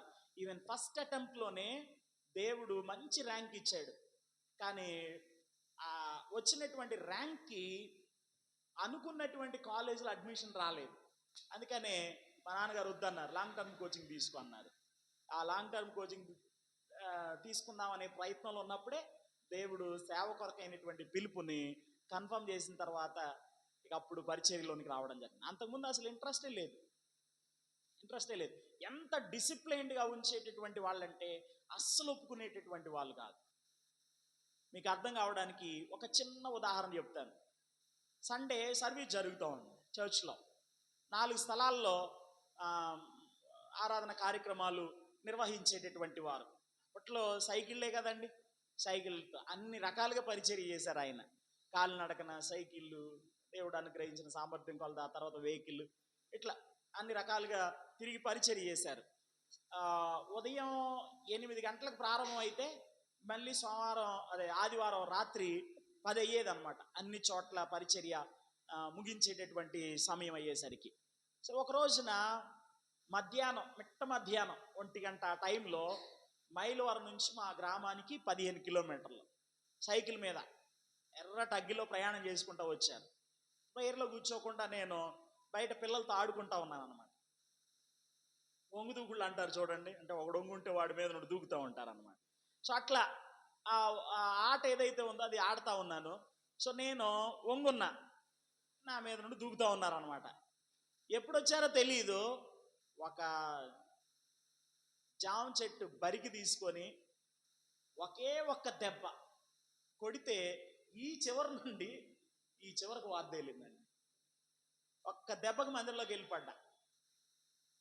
దిద్దుబాటు అవసరమైన ప్రతిసారి కూడా సరిదిద్దేటటువంటి ప్రయత్నం చేసేటటువంటి వారు, ఉపేక్షించేటటువంటి వారు కాదు. చిన్నపిల్లలు తెలియదులే, అవగాహన లేదులే, ఈ కాన్సెప్ట్ లేవు అసలు. ఖచ్చితంగా డిసిప్లైన్లో పెట్టి మమ్మల్ని సరి చేసేటటువంటి వాళ్ళు అనమాట ఎప్పటికప్పుడు. సో పిల్లల్ని క్రమశిక్షణ పరచడం అనేది చెయ్యాలి. అట్లా అని నియంతలా వ్యవహరించేటటువంటి ధోరణి ఉండకూడదు. నియంతలా వ్యవహరించేటటువంటి ధోరణి ఉందనుకోండి, నువ్వు రాగానే వాళ్ళు భయపడిపోతూ ఉంటారు, నీ ముందుకు ఎప్పటికీ రాలేరు, పెళ్ళి అయ్యాక కూడా రాలేరు. ఎందుకు రాలేరంటే నువ్వు ప్రారంభం నుండి అదొక భయం క్రియేట్ చేసావు కాబట్టి. కనుక వాళ్ళని డిసిప్లైన్ చేయడం ఇంపార్టెంటే, క్రమశిక్షణ పరచడం అనేది ఇంపార్టెంటే. ఎందుకంటే క్రమశిక్షణ పరచకపోతే కనుక వాళ్ళు దారి తప్పేటటువంటి పరిస్థితి ఉంటుంది. బెత్తం వాడని వాడు తన కుమారునికి విరోధి అని దేవుని వాక్యంలో రాయబడింది. తండ్రి ప్రేమించేటటువంటి కుమారుడిని తప్పకుండా శిక్షిస్తాడని దేవుని వాక్యంలో రాయబడింది. అదే విషయాన్ని హెబ్రీ పత్రికలో 12వ అధ్యాయంలో ఉపయోగిస్తూ, ప్రభు తాను స్వీకరించే ప్రతి కుమారుని కూడా దండించకపోతే మీరు దుర్బీజులే కానీ కుమారులు కారు, మేలు కొరకై ఆయన మిమ్మలను శిక్షించుచున్నాడు. ఏంటి ఆ మేలు? మనము తన పరిశుద్ధతలో పాలు పొందవలనని మేలు కొరకై ఆయన మనల్ని ఏం చేస్తూ ఉన్నాడు? శిక్షిస్తూ ఉన్నాడు. దేవుని వాక్యం మనకు తెలియజేస్తూ ఉంది. వాళ్ళని క్రమశిక్షణ పరుస్తున్నామంటే, లేదా వారిని శిక్షిస్తున్నామంటే దాని అర్థం వారి మీద ద్వేషం ఉందని కాదు. వారిని ప్రేమిస్తున్నాం కాబట్టి వారిని శిక్షిస్తున్నాం. గోల్ ఏంటంటే అంతిమంగా వారు సరి అయినటువంటి దారిలోనికి రావాలి అనేటటువంటి ఉద్దేశం. కాబట్టి వారిని దండించడం అనేది ఇంపార్టెంటే. కానీ నియంతృత్వ ధోరణిలో వారి ఆలన పాలన పట్టించుకోకుండా మా డాడీ వస్తున్నాడంటే అదొక రకమైనటువంటి తెలియని భయం పిల్లలకు క్రియేట్ చేస్తే కనుక నువ్వు అక్కడే సగం ఏమంటారు ఫెయిల్ అయ్యాం ఒక తండ్రిగా అనేటటువంటి విషయాన్ని మనం మర్చిపోకూడదు. ఒక చిన్న ఉదాహరణ చెప్తాను, చాలా సెన్సిటివ్ ఇది, కానీ వినేటటువంటి ప్రయత్నం చేయండి. ఒక ఒక ఒక ఒక అన్న ఉన్నారు, ఆయన భార్య వాళ్ళు అంటే లోకంలో తిరిగారు చాలా కాలం. ఆ తర్వాత దేవుడు కృపచేత దర్శించి రక్షణ అనుభవంలోనికి నడిపించాడు, పరిచర్య కొరకైనటువంటి పిలిపిచ్చాడు. సో మొత్తానికి ఆయన ఏ సంఘంలోనైతే ఎదిగాడో ఆ సేవకుని నేతృత్వంలో ఒక ఊరికి పరిచర్య కోసం పంపించబడ్డాడు. వినండి, ఒక ఊరికి పరిచర్య కోసం పంపించబడ్డాడు. ఆ ఊరికి వెళ్ళిన తర్వాత నెమ్మదిగా ఒకరి తర్వాత కొత్తగా పరిచర్య చేయడానికి ఆ ఊరు వెళ్ళారు. దేవుడు అనతి కాలంలోనే వారి పరిచర్యను ఆశీర్వదించి సుమారుగా ఒక 25-30 ఫ్యామిలీలని ఆ సంఘానికి జత చేశాడు. పరిచర్య కూడా చేస్తున్నారు. ఈ లోపు ఏమైంది అని అంటే ఈయన కొడుకు పెద్దోడయ్యాడు. పెద్దవాడైన తర్వాత వాడు నెమ్మదిగా దారి తప్పినటువంటి పరిస్థితులు ఏర్పడితే వాడిని సరి అయినటువంటి దారిలో పెట్టలేదు. వాడు టైం వచ్చినప్పుడు తన అసలు రూపాన్ని లేకపోతే తన చెడ్డ అలవాట్లు ఏవైతే ఉంటాయో అవి ఆచరణలోకి తీసుకొచ్చాడు. సంఘంలో ఉన్నటువంటి ఒక విశ్వాసి, ఆమెకి 2-3 పిల్లలు, ఆ విశ్వాసితో అక్రమమైనటువంటి సంబంధం పెట్టుకున్నాడు వీడు. కొడుకు, పాస్టర్ గారు కొడుకు 2-3 పిల్లల తల్లితో అక్రమ సంబంధాన్ని పెట్టుకున్నాడు. ఇది వాళ్ళ భర్తకు తెలిసింది. గట్టిగా హెచ్చరించారు. హెచ్చరించినటువంటి కారణాన్ని బట్టి ఈ అమ్మాయి నా పరువు పోయిందని సూసైడ్ చేసుకొని చచ్చిపోయింది. ఆ 2-3 పిల్లల తల్లి సూసైడ్ చేసుకొని చనిపోయిన తర్వాత ఏంటి అంటే ఆ అమ్మాయి ఇంట్లో ఏమైనా గొడవలు అయ్యి చనిపోయిందేమో అని అనుకున్నారు. తీగలాగితే డొంక కదిలింది అన్నట్టు అసలు ఏం జరిగి ఉంటుందని చెప్పి ఆరాధిస్తే ఆ అమ్మాయి చనిపోవడానికి కారణం వీడని తెలిసింది. ఎంత భయంకరమైనటువంటి పరిస్థితి అంటేనండి, కట్టు బట్టలతో వాళ్ళని ఆ ఊర్లో నుండి పంపించేశారు. మీ ఊర్లో సేవ చేయొద్దని, మీరు ఇక్కడ ఉండటానికి వీల్లేదు, మీ చర్చికి కూడా ఎవరు రారేక అని చెప్పి ఆ కట్టుబట్టలతో వారిని పంపించేసి పాపం ఆయన ప్రయత్నం చేస్తూ ఉన్నాడు. అయ్యా తప్పు అయిపోయింది, క్షమించండి, సేవ జరగనియండి అని అంటే వాళ్ళు ఒక కండిషన్ పెట్టారు, మీరు రండి కానీ మీ అబ్బాయి మాత్రం ఇక్కడ రావడానికి వీల్లేదు. వాడు వచ్చాడని తెలిస్తే మాత్రం ఆ తర్వాత పరిణామాలు వేరుగుంటాయని హెచ్చరిక చేస్తే ఇటు కొడుకును వదిలిపెట్టలేదు, అటు సేవ పోయింది. కొంతకాలానికి ఏమైందంటే ఆ పాస్టర్ గారి భార్య పిచ్చిదైపోయి మానసికమైనటువంటి రుగ్మతలోనికి వెళ్ళిపోయి ఇక పిచ్చిదానిలాగా మాట్లాడటం ప్రారంభం చేసింది. ఎందుకంటే ఇంత భయంకరమైనటువంటి పరిస్థితి అని అంటే డిసిప్లినరీ యాక్షన్ అనేది తీసుకున్నటువంటి కారణాన్ని బట్టి దేవుడు అప్పగించినటువంటి సేవ చేతులారా ఏమైంది, పాడైపోయినటువంటి పరిస్థితులు ఏర్పడింది. ఈ ప్రాక్టికల్ ఎగ్జాంపుల్స్ ఏవైతే ఉన్నాయో ఇవన్నీ కూడా నేను చెప్పడంలో ఉన్నటువంటి ఉద్దేశం ఏంటి అని అంటే, ఒకటే, కుటుంబానికి ప్రాధాన్యత ఇచ్చేటటువంటి వాడు సంఘ పరిచర్యకు సరి అయినటువంటి ప్రాధాన్యత ఇచ్చేటటువంటి వాడుగా ఉంటాడు. కుటుంబాన్ని ప్రాధాన్యత ఇవ్వకుండా లేదా కుటుంబాన్ని సరి అయినటువంటి రీతిలో పట్టించుకోకుండా నేను సేవ బాగా చేస్తానని అనుకుంటే అది భ్రమ మాత్రమే. ఓకేనండి, అది భ్రమ మాత్రమే. కాబట్టి ప్రతి కాపరి కూడా తన కుటుంబానికి తన పరిచర్యను అందించేటటువంటి వాడై ఉండవలసినటువంటి అవసరత ఉన్నది. పిల్లల యొక్క ప్రతి అవసరం గొప్పదే. వారి శారీరక అవసరం తీర్చాలి, వారి మానసిక అవసరం తీర్చాలి, వారి ఆత్మీయ అవసరం కూడా తీర్చేటటువంటి వారై ఉండవలసినటువంటి అవసరత ఉన్నది. కాబట్టి కాపరి తన జీవితంలో దేవునికి మొదటి ప్రాధాన్యత ఇవ్వాలి. రెండో ప్రాధాన్యత ఎవరి కోసం ఇవ్వాలి? కుటుంబం కోసం ఇవ్వాల్సినటువంటి అవసరత ఉన్నది. తన కుటుంబానికి మంచి పరిచర్య అందించలేనటువంటి వాడు సంఘానికి పరిచర్య అందించే హక్కు లేనటువంటి వాడుగా ఉంటున్నాడు. తిమోతి పత్రికను గురించి ఒక కామెంటరీ అన్నమాట. అంటే ఒక కామెంటరీలో చదివి వారెన్ బియర్స్బీ అని ఓ దైవజనుడు మరి రాసినటువంటి కామెంటరీ తెలుగులోనికి తర్జుమా చేస్తే అందులో చదివాను నేను. ఏంటి అని అంటే, ఓ ప్రసంగికుడు గురించి చెప్పినట్టున్నాను. ఇది ఒక ప్రసంగికుడు గురించి.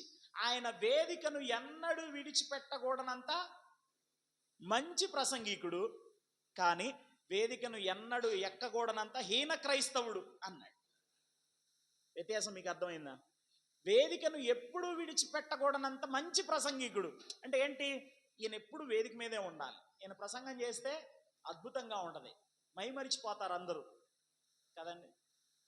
అలాంటి మంచి వాగ్దాటి, వాక్చాతుర్యం, వాక్య జ్ఞానం ఇవన్నీ కూడా దేవుడు అనుగ్రహించాడు. But saddest part of his life ఏంటంటే ఆయన వేదికను ఎన్నడూ ఎక్కకూడనంత హీన క్రైస్తవుడు. ఇది ఒక వేషధారి అయినటువంటి సంఘ కాపరిని గురించి విశ్వాసి చెప్పినటువంటి మాట. వేషధారి అయిన సంఘ కాపరిని గురించి విశ్వాసి చెప్పినటువంటి మాట. సో మన జీవితాలు అలా ఉండకుండా జాగ్రత్త పడాల్సినటువంటి బాధ్యత మన మీద ఉంది. సో కాపరి తన రెండో ప్రాధాన్యత ఎవరి కోసం ఇవ్వాలి? కుటుంబం కోసం ఇవ్వాలి. ఆ తర్వాత సంఘ పరిచర్య. కాపరి తన మూడో ప్రాధాన్యత ఎవరి కోసం ఇవ్వాలి అంటే దేవుని మందను కాయడం కొరకై. దేవుని మంద అంటే దేవుని యొక్క సంఘము. దేవుడు స్వరక్తం ఇచ్చి సంపాదించినటువంటి ఆయన సంఘాన్ని కాసేటటువంటి వాడై ఉండాలి. పేతురుతో యేసుక్రీస్తు ప్రభువారు చెప్పారు కదా, నా గొర్రెలను మేపుము, నా గొర్రెలను కాయుము. ఇది మనం కాపరి యొక్క చిత్రీకరణ గురించి వింటున్నటువంటి సమయమందు చాలా సవివరంగా జ్ఞాపకం చేసుకోవడం జరిగింది. సో కాబట్టి కాపరి తన పరిచర్యలో సంఘాన్ని నడిపించేటటువంటి సమయమందు లేదా సంఘానికి తన ప్రాధాన్యతనిచ్చే క్రమంలో కొన్ని పనులు చేయాలి. ఒకటి, సంఘాన్ని సరి అయినటువంటి దారిలో నడిపించాలి. రెండవది, సత్యవాక్యాన్ని బోధించాలి మరియు ప్రకటించాలి. మూడవది, సంఘానికి మాదిరిగా ఉండవలసినటువంటి అవసరం ఉన్నది. నాలుగవది, సంఘంలో ఉన్నటువంటి విశ్వాసులను ప్రోత్సహించాలి మరియు బుద్ధి చెప్పాలి. ప్రోత్సాహం అవసరమైన దగ్గర ప్రోత్సాహం ఇవ్వాలి, బుద్ధి చెప్పడం అవసరమైన దగ్గర బుద్ధి చెప్పాలి. బుద్ధి చెప్పడం అవసరం దగ్గర ప్రోత్సాహాన్ని ఇచ్చామనుకోండి, ఏమైంది? ఒక వ్యక్తి తప్పు చేశాడు, అతనికి హెచ్చరిక అవసరం. హెచ్చరిక కాకుండా ఆదరణ కలిగించేటటువంటి మాట చెప్పామనుకోండి, ఏం ప్రమాదం ఉంటుంది? ఓహో, నేను చేసింది సరైందే కావచ్చు అనేటటువంటి తాత్పర్యంలోకి వెళ్ళేటటువంటి వాడై ఉంటాడు. ఆదరణ అవసరమైన దగ్గర ఆదరణ చెప్పాలి, ఆదరణ అవసరమైన దగ్గర హెచ్చరిక చెప్పామనుకోండి, రివర్స్ అయింది పరిస్థితి కదా. బర్నబా అనేటటువంటి ఒక వ్యక్తిని గురించి వ్రాయబడింది, అతడు ఆదరించే ఆదరణ పుత్రుడు. మరొక అర్థం హెచ్చరిక పుత్రుడు అని దేవుని వాక్యం మనకు తెలియజేస్తా ఉంది. మీరు బర్నబా యొక్క జీవితాన్ని ఒకసారి జ్ఞాపకం చేసుకున్నట్లయితే కనుక, అతడు ఆదరణ అవసరమైనటువంటి కొంతమంది వ్యక్తులను ఏం చేశాడంటే ఆదరించాడు. ఆ తర్వాత వారు గొప్ప పరిచారకులయ్యారు. పౌల్ని ఎవరు కూడా దగ్గరికి రానిట్లా. రక్షణ అనుభవం పొందిన తర్వాత, దమస్కు మార్గంలో రక్షింపబడినటువంటి అనుభవంలోకి వెళ్ళిన తర్వాత ఎవరు కూడా దగ్గరికి రానిట్లేదు. ఎందుకంటే అతడి శిష్యుడని నమ్మటానికి ఎవరికి కూడా ఏం చాలట్లా, ధైర్యం చాలట్లా, భయపడుతున్నారు అందరూ కూడా. వేణుగోపాల్ రెడ్డి గారని మా ప్రాంతానికి, ఆ రాయలసీమ ప్రాంతం నుండి ఒక ఆయన వచ్చారు. ఆయన సాక్ష్యం బాగుంటుంది, వాక్య పరిచర్య బాగుంటుందని మా నాన్నగారు ఆయన్ని మీటింగ్స్ కొరకై పిలిచారు.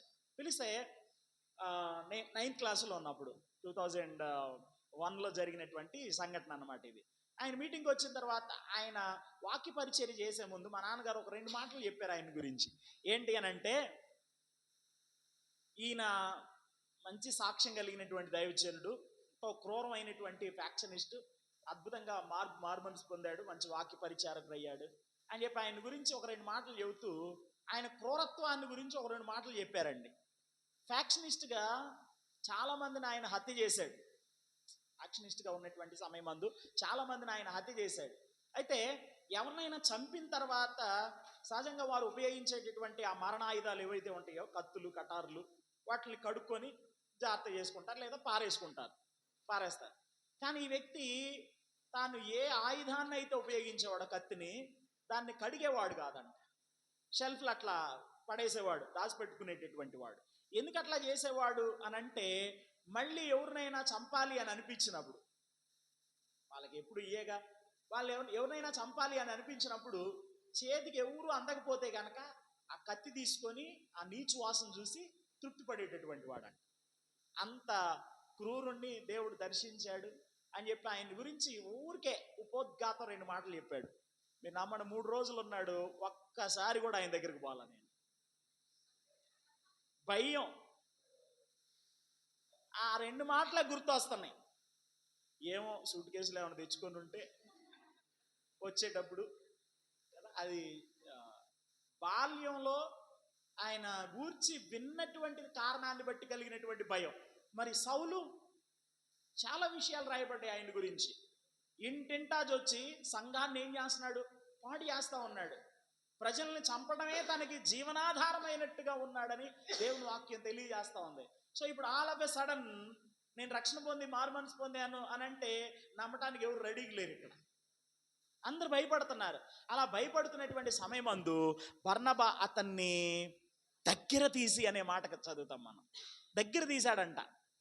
ఆ ఒక్క మాటలోనే ఎంత అద్భుతమైనటువంటి పరిచర్య అతడు చేశాడో మనకి అర్థమవుతుంది. ఆ తర్వాత కాలంలో పౌలు ఎంత గొప్ప పరిచర్య చేశాడో మనకి తెలియదేం కాదు. మా ప్రొఫెసర్ గారు ఒక ఆయన అంటాడు, he was believe to be the second founder of Christianity అన్నాడు. చరిత్రలో ఆయన్ని ఏ విధంగా నమ్మారు అని అంటే, సంఘ పరిచర్య కొరకై అతడు రెండో వ్యవస్థాపకులు లాంటి వాడు అని అన్నారు. అంత అద్భుతమైనటువంటి పరిచర్య అపోస్తుడైనటువంటి పౌలు భక్తుడు చేశాడు, ఆదరించాడు. ఆ ఆదరణ అనేది చాలా ప్రాముఖ్యమైనటువంటిది. ఇంకొక సంఘటన చెబుతాను. మీరు పౌలు బర్నబా వారి యొక్క మొదటి స్వార్థ దండయాత్రలో జాన్ మార్క్ను వెంట పెట్టుకొని పోయారు. జాన్ మార్క్ను వెంట పెట్టుకొని పోయి పరిచర్య జరిగిస్తూ ఉండగా ఈ జాన్ మార్క్ మధ్యలో వదిలేసి వెళ్ళిపోయాడు. పరిచర్య మధ్యలో వదిలిపెట్టేసి వెళ్ళిపోయాడు అనమాట. వెళ్ళిపోయినటువంటి కారణాన్ని బట్టి ఇంకా వీళ్ళు ఎట్లొకట్లా ముందుకు కొనసాగుతూ ఉన్నారు. అలా కొనసాగుతూ దక్షిణ గల్దియా ప్రాంతాల్లో అద్భుతమైనటువంటి పరిచర్య చేసి సంఘాలు కట్టారు. పరిచర్య అయిపోయింది. మొదటి మిషనరీ దండయాత్ర అయిపోయింది. మొదటి మిషనరీ దండయాత్ర అయిపోయిన తర్వాత తిరిగి వచ్చేటటువంటి సందర్భంలో పౌలు బర్నబా డిస్కస్ చేసుకుంటా ఉన్నారు. మనం ఎక్కడెక్కడికైతే వెళ్ళామో మళ్ళీ అక్కడికి వెళ్ళి సహోదరులను బలపరుద్దాం అని అంటే వీళ్ళిద్దరి మధ్య ఒక డిస్కషన్ వచ్చింది. ఏంటి డిస్కషన్ అంటే, పౌలు గారేమో జాన్ మార్క్ వద్దంటున్నాడు, బర్నబా ఏమో జాన్ మార్క్ని వెంట పెట్టుకొని పోదాం అంటున్నాడు. వాళ్ళిద్దరికి మధ్య వాగ్యుద్ధం వచ్చిందంట. కొంతమంది ఉంటారు, వాళ్ళు ఏం చేయాల్సిన పని లేదు, నిలబడితే చాలు రెండు ముక్కలు అయిపోతారు. అంత అద్భుతమైనటువంటి టాలెంట్ కలిగినటువంటి వారు లోకంలో చాలా మంది మనకి కనబడతా ఉంటారు.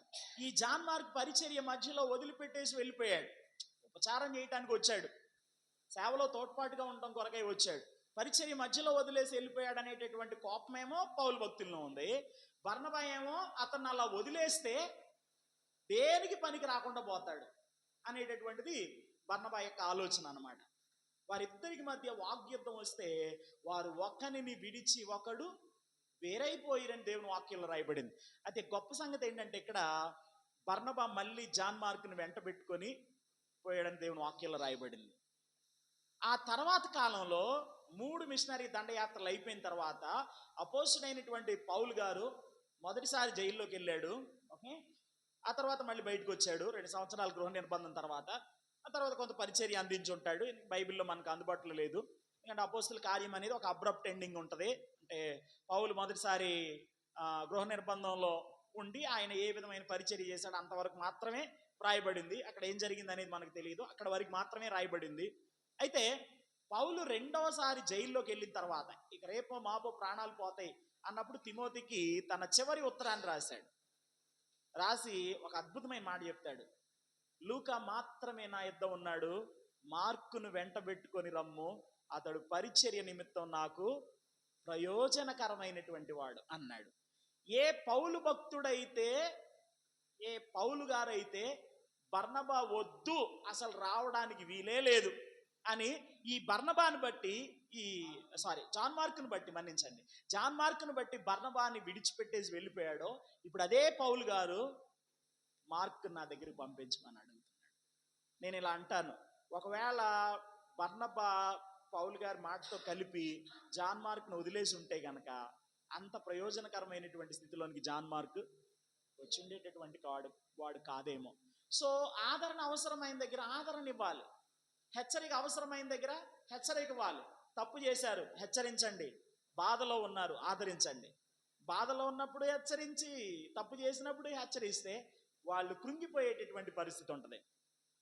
కొరింథీ 2వ పత్రికలో అట్టి వాన్ని క్షమించుట ఆదరించడం మంచిది అని ఒకటి గురించి పౌలు గారు రాశారు.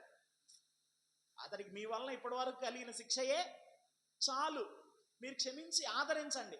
ఒకవేళ మీరు ఆదరించకపోతే కనుక అతడు కృంగుబాటులోనికి వెళ్తాడు అని చెప్పి మాట్లాడుతూ వచ్చాడు. కనుక కాపరి తన సంఘాన్ని ప్రోత్సహించాలి, అలాగే బుద్ధి చెప్పాలి, సలహాలు ఇవ్వాలి. తర్వాత ప్రభు రాకడ కొరకై సిద్ధపరిచేటటువంటి వాడై ఉండాలి. అలాగే తనకున్నటువంటి బాధ్యతలను నిర్వర్తించేటటువంటి వాడై ఉండాలి. ఇక్కడ బాధ్యతలు అంటే సంఘ కార్యక్రమాలు, పెళ్ళిళ్ళు, అంత్యక్రియలు, ఆ తర్వాత బల్లారాధన, బాప్తిస్మములు, ఇలా రకరకాలైనటువంటి కార్యక్రమాలు ఏవైతే ఉంటాయో ఈ కార్యక్రమములను సంఘ కాపరి తన పరిచర్యలో శ్రద్ధగా నిర్వర్తించేటటువంటి వాడై ఉండవలసినటువంటి అవసరం ఉన్నది. ఇక్కడ కాపరి యొక్క రెస్ట్ గురించి కొన్ని మాటలు చెప్తాను. ఆదివారం కాపరికి ఒక పని దినంగా ఉంటుంది. అవునంటారు కాదంటారు? ఒక పని దినం. చాలామంది ఆ ఆదివారం పరిచర్యలో తన్నమున్నకలైపోయేటటువంటి వారుగా ఉంటారు. అలాంటి వాళ్ళల్లో నేను ఒకడిని. ఉదయం 4 గంటలకు లేస్తే సాయంత్రం 4 అయింది. అంటే ప్రస్తుతానికి నేను పనిచేసేటటువంటి స్థలాల్లో పరిచర్య ముగించుకొని ఇంటికి వచ్చేసరికి 4 గంటలు అయింది. రెస్ట్లెస్గా తిరుగుతా. అన్ని చోట్ల పరిచర్య అయిపోయిన తర్వాత ఇక నెమ్మదిగా ఇంటికి వస్తానన్నమాట. వాస్తవానికి అది ఒక పని దినంగా పరిగణించబడుతుంది. అంటే పనిలో ముందుకు కొనసాగేటటువంటి వాడిని అయి ఉన్నాను. కాబట్టి నేనేం చేస్తానంటే ఆదివారం నేను విపరీతంగా తిరిగి పరిచర్య చేస్తున్నాను కాబట్టి వారంలో ఏదైనా ఒకరోజు తప్పనిసరిగా ఏం తీసుకుంటానంటే రెస్ట్ తీసుకునేటటువంటి ప్రయత్నం చేస్తాను. అది దేవుడు పెట్టినటువంటి నియమం. 6 రోజులు కష్టపడి పని చేయండి, ఒకరోజు విశ్రాంతినివ్వండి. శరీరానికి విశ్రాంతి ఇవ్వాలండి, ఓ శ్రమ పెట్టేయకూడదు. లేవియాకాండంలో దేవుడు స్పష్టంగా కొన్ని విధులు ఇశ్రాయేలీయులైనటువంటి ప్రజలకు అనుగ్రహించాడు. దేవుడు విశ్రాంతి అనేది మనం ఇవ్వకపోతే మనం పొందేటట్టుగా దేవుడు చేస్తాడనమాట. మీకు అర్థమైంది అనుకుంటున్నాను. విశ్రాంతి అనేది మనం ఇవ్వకపోతే మనం పొందేటట్టుగా దేవుడు చేస్తాడు. అప్పుడు లంబకోణమే. లంబకోణం అంటే తెలుసా? మొత్తం ఇక పైకి చూడటమే, మంచంలో పడుకొని. విశ్రాంతిని ఇవ్వాలి. శరీరానికి విశ్రాంతి ఇవ్వకపోవడం అనేది ఈరోజు చాలా మంది చేస్తున్నటువంటి తప్పు. ఆదివారం కాపరికి ఆదివారం లేదా ప్రభు దినం ఏదైతే ఉందో అది పని దినం కనుక మరి ఒక దినము తన విశ్రాంతి దినముగా అతడు తీసుకోవాల్సినటువంటి అవసరం ఉన్నది. ఇది చాలా ప్రాముఖ్యమైనటువంటి విషయం అండి. ఏమండి, మనం ఏమి మెషిన్స్ కాదు. మెషిన్స్కి కూడా ఏమి ఇస్తాం, కాసేపు రెస్ట్ ఇస్తూ ఉంటాం. ఇప్పుడు నేను బయలుదేరి ఇక్కడికి రావడానికి కనీసం 3 గంటలు పట్టింది మా ఇంటి దగ్గర బయలుదేరి. ఇంకా కంటిన్యూస్గా ఆ బండి డ్రైవ్ చేసుకుంటూ వచ్చాను అనుకోండి, అది తొందరగా పాడైపోయేటటువంటి పరిస్థితి ఉంటుంది. కాబట్టి మధ్యలో ఒక 10 నిమిషాలు విరామం అనేది ఇవ్వడం అనేది చాలా ప్రాముఖ్యమైనటువంటి విషయం. ఒక మెషిన్కే మనం రెస్ట్ ఇస్తున్నాం కదండి, ఒక ఇంజిన్కే రెస్ట్ ఇస్తున్నాం కదా, కాసేపు బాగా హీట్ ఎక్కింది అనేటటువంటి ఉద్దేశంతో. మరి మన శరీరాలకు కూడా కావాలిగా విశ్రాంతి. అవునంటారు కాదంటారా?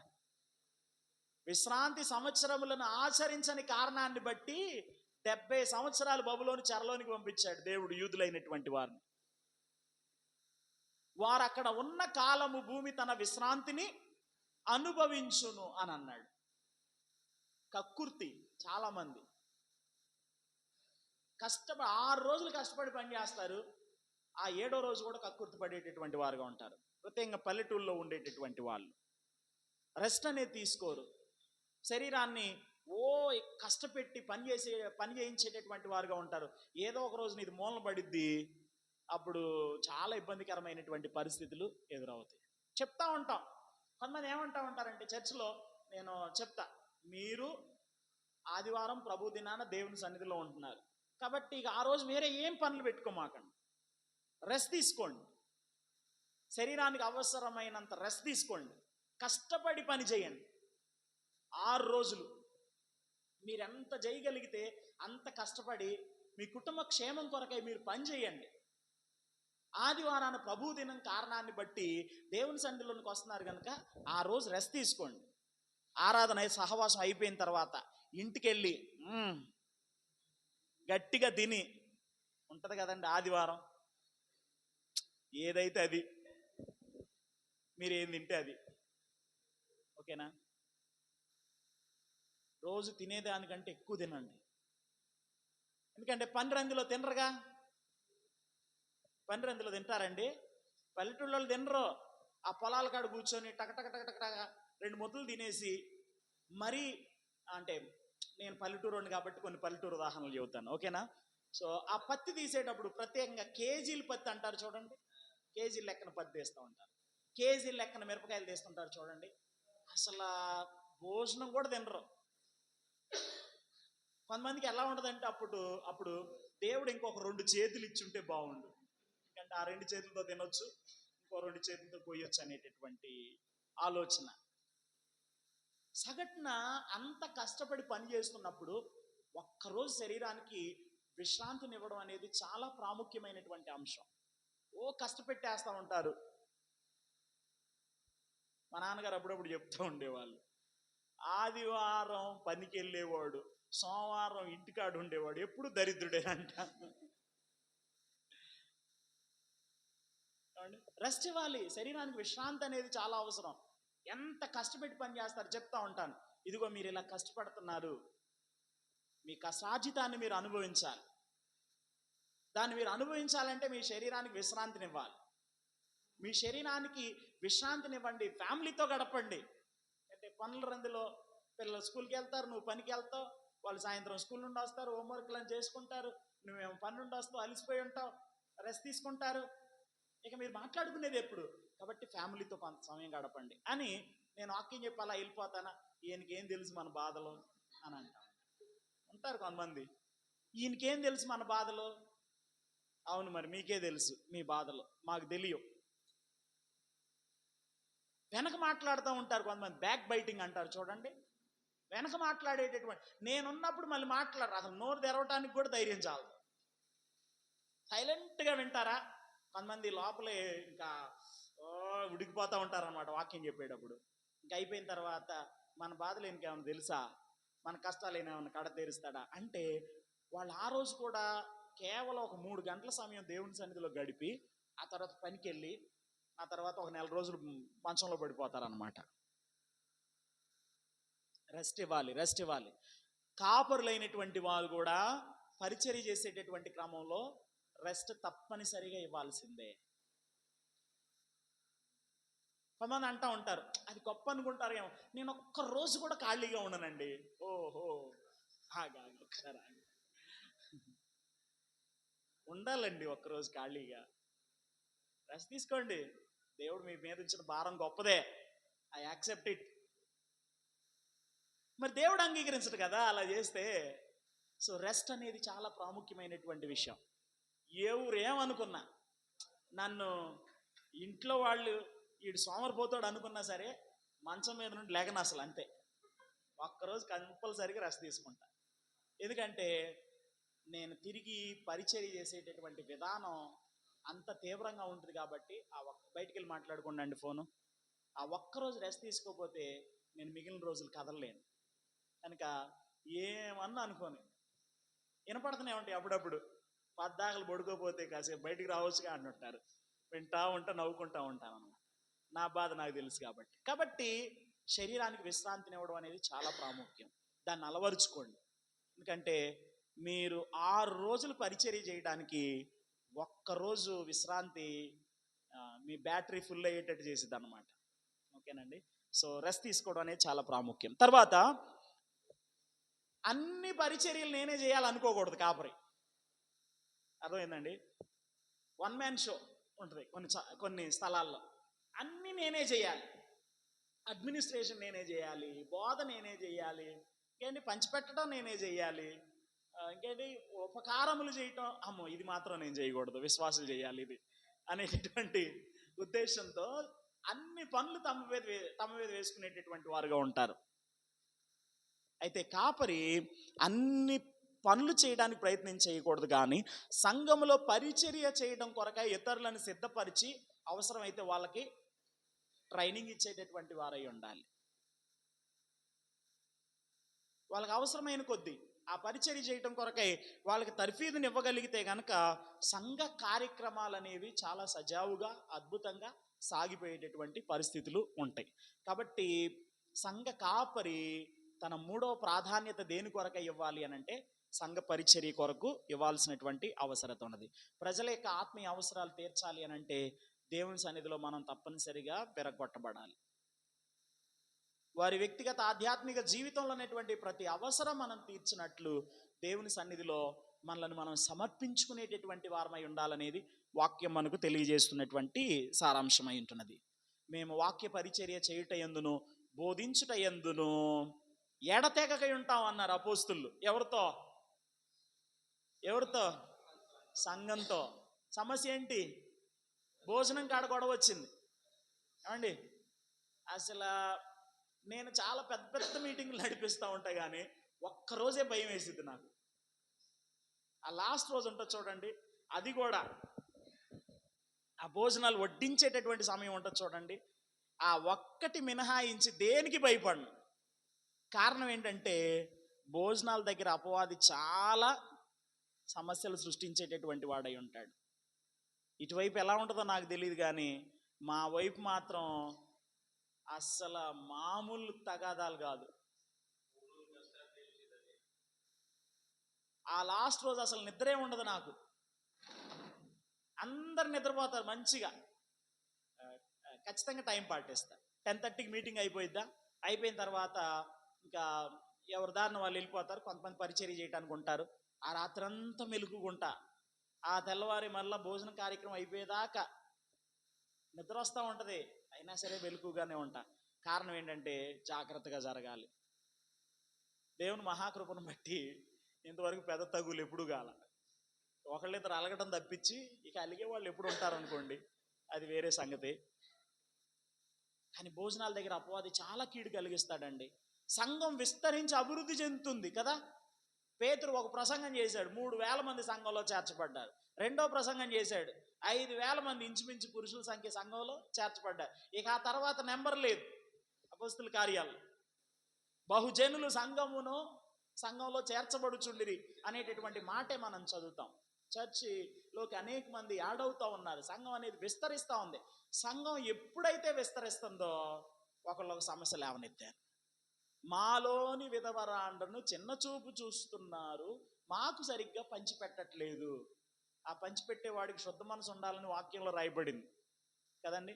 రోమపత్రిక 12:8 వరములను గురించి మాట్లాడేటప్పుడు పంచిపెట్టువాడు శుద్ధ మనసుతో పంచాలి అని దేవుని వాక్యంలో రాయబడింది. మరి ఆ పంచింది ఎవరో మొత్తానికి వీళ్ళు చాలా చిన్నతనంగా దాన్ని భావించుకున్నారు. సమస్య అపోస్తుల దగ్గర తీసుకొని వస్తే ఇప్పుడు మేమేం చేయాలి? ఈ ప్రార్థన చేయటం, వాక్య ధ్యానం చేయటం ఆపేసి భోజనాల దగ్గర వడ్డించడం కోసం కూర్చోవాలి. వాళ్ళు చెప్పేది అలాగే ఉంది. సో పేతురు, కడమ అపోస్తులు అందరూ కూడా వాళ్ళతో చెప్పినటువంటి మాట ఏంటంటే, మీరు ఒక 7గురిని ఏర్పాటు చేసుకోండి, పరిశుద్ధాత్మతోనూ విశ్వాసముతోనూ నిండుకొనినటువంటి వారిని. ఎవరిని పెడితే వాళ్ళని కాదు. ఈ పల్నాడు ప్రాంతం వైపు నేను కొంచెం ఆ పై బెల్ట్లో కొంచెం కొన్ని స్థలాల్లో మీటింగ్స్కి తిరిగాను. కుల పెద్దలే సంఘ పెద్దలు కదండి. కుల పెద్దలే సంఘ పెద్దలు. మారు మనసు ఉండదు, పశ్చాత్తాపం ఉండదు, రక్షణ అనుభవం ఉండదు. భోజనాలు అంటే ఆ టయానికి వచ్చి దిగుతారనమాట. కానుకలు లెక్క పెట్టాలంటే ఆ టయానికి వచ్చి దిగుతారు. మన సంఘ పెద్దలు అని అంటారు, ఈడే ఫుల్గా దాగొస్తాడు అక్కడికి. పరిశుద్ధాత్మతోనూ విశ్వాసముతోనూ నిండుకొనినటువంటి వారిని ఒక 7గురిని ఏర్పాటు చేసి సమస్యకు పరిష్కారం ఇచ్చేటటువంటి క్రమంలో అపోస్తులు చెప్పిన మాట, మేము ప్రార్థన చేయుట యందును వాక్య పరిచర్య చేయుట యందును ఎడతెక్కకుండా ఉంటాం. అది మా పని. ఈ పని ఇంకొకరికి. సో ఈ మాట మనకి ఏమి నేర్పిస్తుంది అంటే, సంఘ కాపరి అన్ని పనులు మీదేసుకోకూడదు. సంఘంలో ఉన్నటువంటి ఇతరులైనటువంటి వారిని ప్రోత్సహించి ఆ పరిచర్య కొరకు అవసరమైనటువంటి తర్ఫీదునిచ్చి సంఘ పరిచర్య సజావుగా జరిగేటట్లు చేయవలసినటువంటి అవసరత ఉందని వాక్యం మనకు తెలియజేస్తూ ఉంది. సో కాపరి ప్రాధాన్యతల్లో 3వది ఏంటి చెప్పండి? సంఘ పరిచర్య. 4వది లోక సంబంధమైనటువంటి ఉద్యోగం. సో ఇప్పుడు ఒక ప్రశ్న, కాపరి లోక సంబంధమైన ఉద్యోగాల్లో ఉండొచ్చా?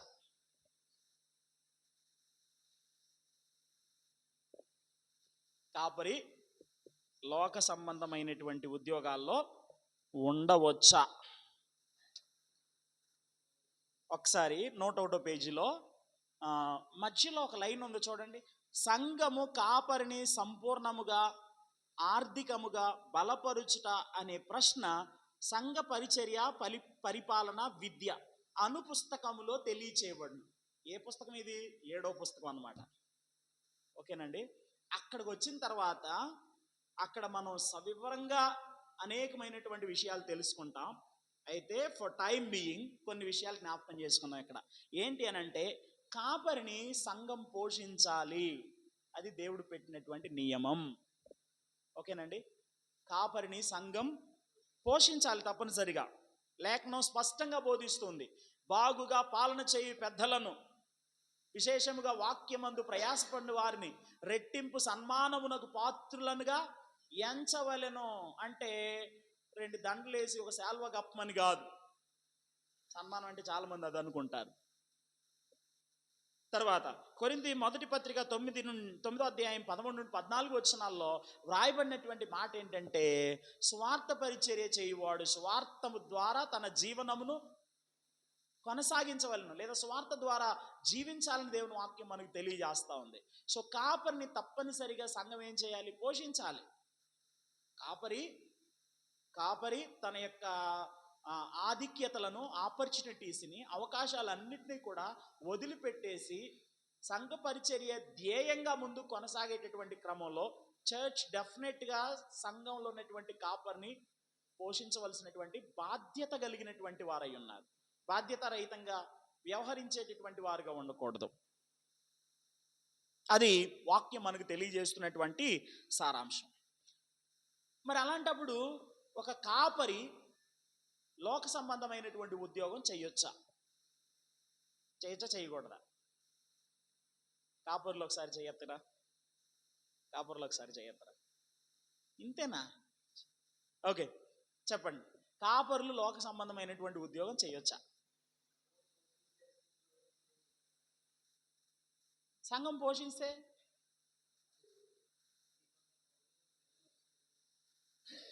కాపరి లోక సంబంధమైనటువంటి ఉద్యోగం చేయొచ్చా అంటే, నేను కొంచెం బ్యాలెన్స్డ్గా ఇక్కడ ఒక 2 విషయాలు తెలియజేస్తాను. డెఫినెట్గా చేయొచ్చు. అయితే అది సంఘ పరిచర్యకు అడ్డంగా ఉండకూడదు. అది మాత్రం మనం తప్పనిసరిగా గుర్తుపెట్టుకోవాల్సినటువంటి విషయం. నన్ను ఈ విషయాన్ని గురించి ఒక 2-3 వారాల క్రితం ఒక సహోదరులు, అయ్యగారు మిమ్మల్ని ప్రశ్న అడుగుదాం అనుకుంటే మీరు అడావిడికి వెళ్ళిపోతున్నారు, వచ్చినట్టున్నారా? వచ్చారా ఈరోజు? బ్రదర్ వచ్చారా? ఓకే, బ్రదర్ ఉన్నారు. మీరు మిమ్మల్ని ప్రశ్న అడుగుదామంటే అడావిడికి వెళ్ళిపోతున్నారు, సరే ఈసారి వస్తారుగా అప్పుడు అడుగుతానులే అని చెప్పి అన్నారు.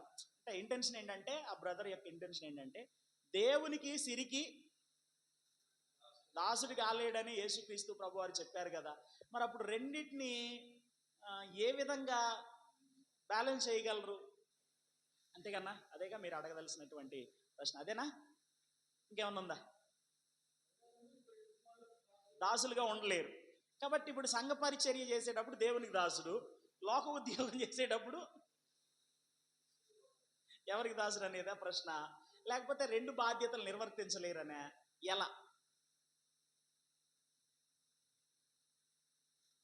ఒక సంఘం ఉందండి, ఆ సంఘం తమ సంఘ కాపరిని పోషించలేకపోతున్నారు, అప్పుడు ఏం చేయాలి? ఏ సావైనా రేవైనా నువ్వే నాయనా దిక్కు, కాబట్టి నువ్వే మమ్మల్ని పోషించగలవని విశ్వాసంతో అడుగులు ముందుకేయొచ్చా? లేకపోతే ఏదైనా ఒక ఉద్యోగాన్ని చూసుకోవచ్చా? ఒక న్యాయమైనటువంటి ఉద్యోగాన్ని?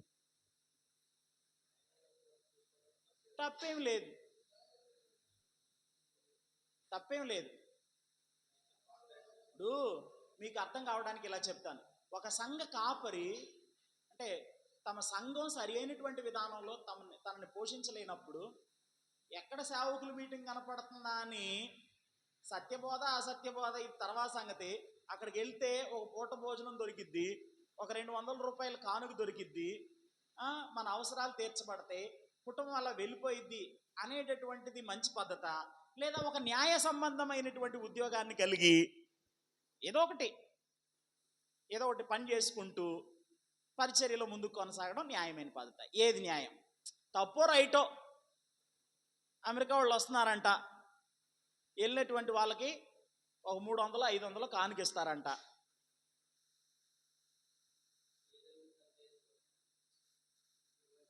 ఒక పూట బిర్యానీ దొరికిద్దంట, అవసరం కొద్దీ ఒక బ్యాగ్ ఇస్తారంట. ఇలా ఉన్నారా? చాలామంది ఉన్నారా లేదా? అసలు ఇవాళ కాపరులు వేషం కట్టే వాళ్ళల్లో చాలామంది, అంటే వేషం కట్టే వాళ్ళు అంటున్నందుకు మీరేం బాధపడమాకండి, మిమ్మల్ని కాదు చాలామంది మేము కాపరులు అని చెప్పుకునేటటువంటి వాళ్ళకు వారికి సరి అయినటువంటి పరిచర్య అనేది ఉండదో, పరిచర్య భారం అనేది అంతకంటే ఉండదో. వాళ్ళ ఉద్యోగం రోజు ఏంటంటే ఎక్కడ ఏం మీటింగ్ జరుగుతుందా అనేది.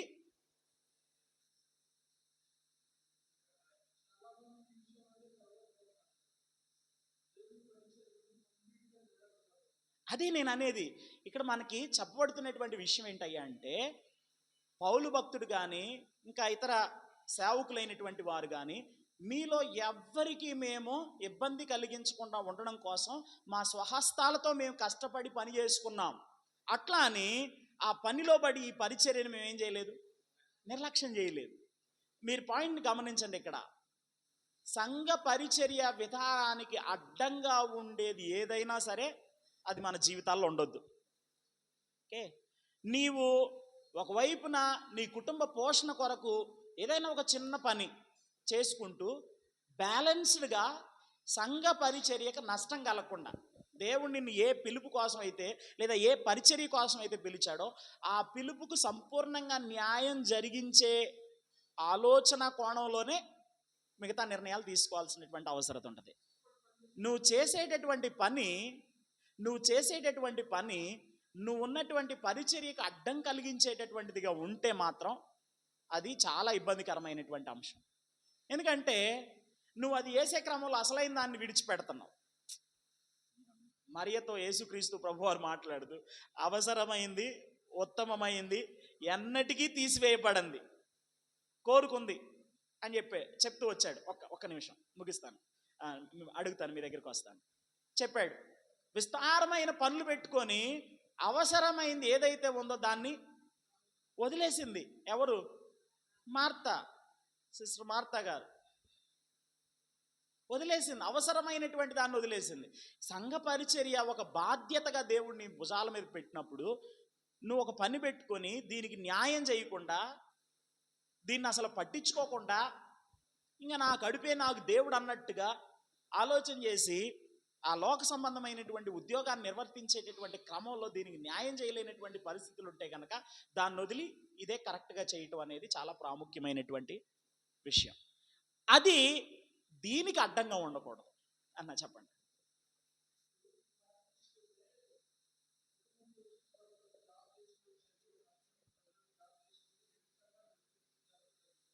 అదే అన్నా,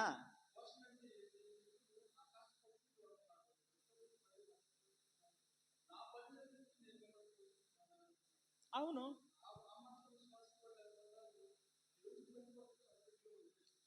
చేతులతో కష్టపడి పని చేసుకుంటే తప్పేంటి?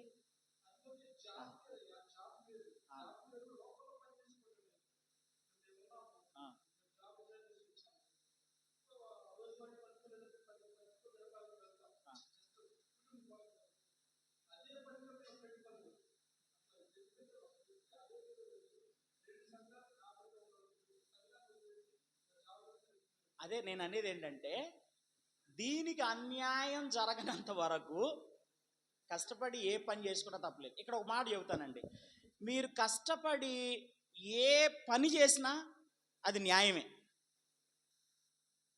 మీకు అర్థం కావడానికి ఇలా చెప్తాను, ఊరికి అర్థం కావడం కోసం. ఇప్పుడు బైబిల్ కాలేజీలో జాయిన్ అయ్యామన్నా మేము ఎందుకు జాయిన్ అయ్యాం? టు లెర్న్ గాడ్స్ వర్డ్, వాక్యం నేర్చుకోవడానికి వెళ్ళాం. అక్కడ అన్నగారు కానీ నేను కానీ ఇంకా మాతో పాటు ఉన్నటువంటి క్లాస్మేట్స్ కాలేజీలో చదివే వాళ్ళు. ఫీజులు చాలా అధికంగా ఉన్నాయి, మేము అఫోర్డ్ చేయలేనివి, కట్టుకోలేనంత నిస్సహాయ స్థితిలో ఉన్నాం. లెటర్ రాయమన్నారు, మీరు నెలకి ఇంత కడితేనే ఈ కాలేజీలో నాకు అడ్మిషన్ ఇవ్వండి, అట్లా ఒప్పుకుంటేనే మీకు అడ్మిషన్ ఇస్తామని ఒక ఆయన నా చేత లెటర్ రాపించాడు. One of the professors of ACA. ఆయన ఇప్పుడు లేరులే. అక్కడ రాయించారు. అప్పుడు ఏం చేయాలి అర్థం కాక మా నాన్నగారికి ఫోన్ చేశా. నాన్న ఇలా అంటున్నారు, నేను ఇక్కడ చదవనులే, ఇప్పుడు మనం ఉన్న పరిస్థితుల్లో ఇక్కడ చదవడం అనేది చాలా కష్టమైనటువంటి విషయం అంటే మా నాన్నగారు ఒక మాట చెప్పారు, విశ్వాసంతో లెటర్ రాసి వచ్చేసాయి, మిగతాది ప్రభు చూసుకుంటాడు. అని చెప్పారు. అని చెప్పిన తర్వాత ఇక హాస్టల్కి వెళ్ళిన తర్వాత దేవుని కృపను బట్టి నెల నెల వాళ్ళు కొంత నాకు అమౌంట్ పంపిస్తున్నారు, మనం కట్టగలిగేది కడుతున్నాం. అయితే వాళ్ళు ఒక అవకాశం కల్పించారు. ఏంటి అవకాశం అంటే వర్క్ స్కాలర్షిప్ అనేది ఉంటుంది అనమాట. అంటే పని చేసుకుంటూ కొంత విరామ సమయంలో పని చేసుకుంటూ మన అకాడమిక్ ఫీజెస్ ఏవైతే ఉంటాయో వాటిని కట్టుకోవడం కొరకై లేదా అవి తీర్చుకోవడం కొరకై ఒక 2 గంటలు పని చేయండి రోజులో, లేదా గంట పని చేయండి, లేదా గంటన్నర పని చేయండి అని వర్క్ కొంతమందికి ఇచ్చి ఏం చేస్తారంటే వాళ్ళు సపోర్ట్ చేసేటటువంటి వారుగా ఉంటారు. సో అప్పుడు నేనేం చేశా, నెలకి వాళ్ళు చెప్పినంత కట్టడం అనేది నాకు కష్టమైనటువంటి అంశం కనుక విశ్వాసంతో అడుగు పెట్టాం, దేవుడు సహాయం చేస్తాడని. దేవుడు ఈ రీతిగా సహాయం చేశాడని నేను ఎందుకు అనుకోకూడదు? నా పాయింట్ మీకు అర్థమైంది కదా. దేవుడు ఈ రీతిగా సహాయం చేశాడు. అప్పుడు నేను పని చేయను, అసలు విశ్వాసంతో ఉంటా అంటే అప్పుడు దేవుడు ఏమంటాడంటే, నాకు తెలిసి నేను నీకు ఒక అవకాశం ఇచ్చే దాన్ని నువ్వు యూటిలైజ్ చేసుకోలేదు అనేటటువంటి పరిస్థితి ఉంటుంది. సో నథింగ్ రాంగ్ అన్న. ఒక కష్టపడి న్యాయంగా ఏదైనా మన కుటుంబ పోషణ కోసం, ఏది సంఘం కాస్త ఏమంటే వాక్య క్రమంలోనికి వచ్చి కాపరిని మనం పోషించాలి అనేటటువంటి బాధ్యత ఎరిగేంత వరకు కూడా ఏదో ఒక చిన్న పని చేసుకుంటూ దేవుని పరిచర్యలు ఉండటం అనేది తప్పు కాదు. అయితే అది దీనికి అడ్డంగా ఉండకూడదు. అది దీనికి అడ్డంగా ఉండేటట్టు అయితే కనుక లీవ్ ఇట్, వదిలేసేయి ఆ పని ఎంత గొప్పదైనా సరే. మా అన్నయ్య వాళ్ళ కుమారుడు వాడు లండన్లో ఉన్నాడు, ఏదో చదువు కోసం అని వెళ్ళాడు. అక్కడికి వెళ్ళిన తర్వాత వాడితో పాటు ఇల్లు వాళ్ళందరూ ఏదో ఒక చిన్న పనిలో జాయిన్ అయ్యారు. వీడు ఒక్కడే జాయిన్ అవ్వలేకపోతున్నాడు. ఏంట్రా అసలు నువ్వు ఎందుకు వెళ్ళావు, ఏం చేస్తున్నావు, ఎందుకు నీ తోటి వాళ్ళందరూ జాయిన్ అవుతున్నారు, నువ్వెందుకు జాయిన్ అవ్వలేకపోతున్నావు అని అంటే ఒక మాట చెప్పాడు, చాలా ఇంప్రెసివ్గా అనిపించింది. యాక్చువల్గా మొన్నటి వరకు నాకు వాడి మీద చాలా కోపం ఉంది, కానీ ఆ మాట చెప్పిన తర్వాత కొంచెం సంతోషం అనిపించింది. ఏంటంటే ఆదివారం కూడా పని చేయమంటున్నారు. ఆదివారం సెలవు ఇచ్చేటట్టయితే నేను జాయిన్ అవుతా అంటే, ఆదివారం సెలవు ఇచ్చేటట్టయితే నీకు అసలు పని లేదు పో అంటున్నారంట. అయినా పర్వాలేదు,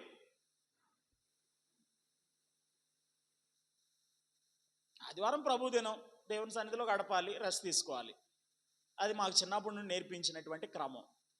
కాబట్టి దీనికి అడ్డం వచ్చేది ఏదైనా సరే నాకు అవసరం లేదు అనేటటువంటి తాత్పర్యంతో అడుగులు ముందుకు వేశాడు. కాబట్టి ఫస్ట్ ఇయర్లో నేనేం చేశానంటే వర్క్ చేసి నా అకాడమిక్ ఫీ ఏదైతే ఉంటుందో దాన్ని క్లియర్ చేసుకున్నాను.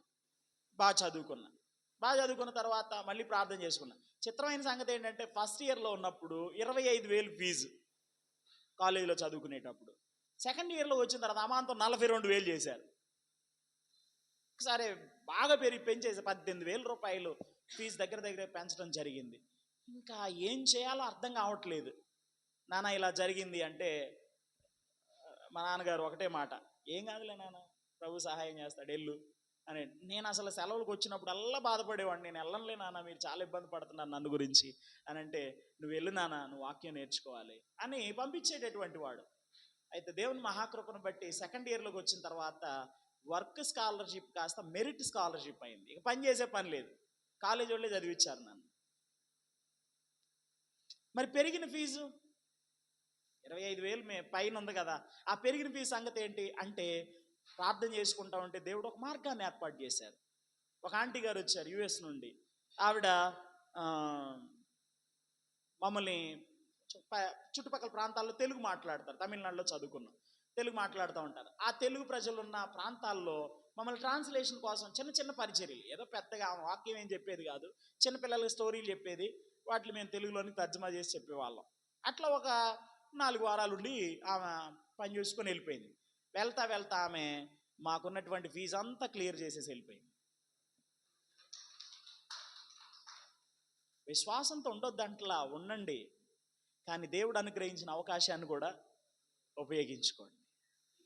సో ఇక్కడ పాయింట్ ఏంటి అని అంటే, మీరు చేసే పని దేవుడు మిమ్మల్ని పిలిచిన పిలుపుకి ఏం కాకూడదు, అడ్డంగా ఉండకూడదు అనమాట. మీ పరిచర్యలో మీరు ఎంత ఫలభరితంగా ముందుకు వెళ్తున్నారు అనేది గమనించుకోవాలి. అర్థమైందండి? అదేనండి చెప్పేది. దీన్ని బ్యాలెన్స్ చేసుకోలేకపోతే దాన్ని వదిలేయండి అంటున్నాం. అట్లా ఏముంది, ఆ ఆధారం అనేది దేవుడే కలిగించాడని ఎందుకు అనుకోకూడదు? ఇప్పుడు నేను వెళ్ళింది బైబిల్ కాలేజ్కి అండి, వాక్యం నేర్చుకోవడానికి వెళ్ళాను. వాక్యం నేర్చుకోవడానికి అపవాది అనుమతిస్తాడా?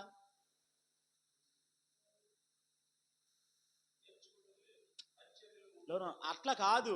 మీరు ఒకటే అట్లయితే ఒకటే, నా నా నా అభిప్రాయం చెబుతున్నా. సరే, మీ వ్యక్తిగత అభిప్రాయం చెప్పారు, ఓకే, దట్స్ ఓకే.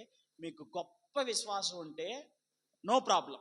ఏ పని చేయకుండా దేవుడే నా ఆధారం, ఇస్తే తింటా లేకపోతే ఉంటా అనే తాత్పర్యంతో ఉంటే ఉండండి, ఉండండి, తప్పేం లేదు. ఆ విశ్వాసాన్ని తప్పనిసరిగా దేవుడు ఏం చేస్తాడు? కనపరుస్తాడు. లైక్ మీ, వెళ్ళిన ఆయన దేవుడు సహాయం చేస్తాడంటే వెళ్ళిపోయా. ప్రభు అక్కడ ఏం చేశాడు? ఒక మార్గాన్ని ఏర్పాటు చేశాడు, కృప చూపించి చదువుకోవడానికి సహాయం చేస్తూ వచ్చాడు, సహాయం చేస్తూ వచ్చాడు. ఒకవేళ నేను అదే పనిగా నేను విశ్వాసంతో ఉంటాను, దేవుడు కృప చూపుతాడు, నా అవసరత ఆయనకి తెలియంది కాదు, కాబట్టి నేను దేవుని మీదే భారం వేసి ముందుకు కొనసాగుతాను అని మీరు విశ్వాసంతో ఉన్నారనుకోండి, గొప్ప విశ్వాసంతో ఉన్నారనుకోండి, ఎబ్రీ పత్రిక 11వ అధ్యాయం విశ్వాస వీరులాగా ఉన్నారనుకోండి, ఏం ప్రాబ్లం లేదు, ఉండండి. కానీ కొంతమంది ఉంటారు, అంటే మేము సమర్పణ సేవ చేస్తున్నాం అనేటటువంటి తాత్పర్యంతో, అంటే మేము ఏ పని చేయట్లేదు, దేవుడే ఆధారంగా పరిచర్యలో ముందుకు కొనసాగుతున్నాం అనేటటువంటి వారు కొనసాగండి, తప్పేం లేదు. కానీ ఎవరైనా ఒక చిన్న పని చేస్తూ పరిచర్యలో ఉంటే కనుక వాళ్ళని చిన్న చూపు చూడకండి, అది మాత్రం చేయొద్దు. మీకు సమర్పణ లేదు, నాకు సమర్పణ ఉందంటే అది తప్పు, అది తప్పు అన్నా.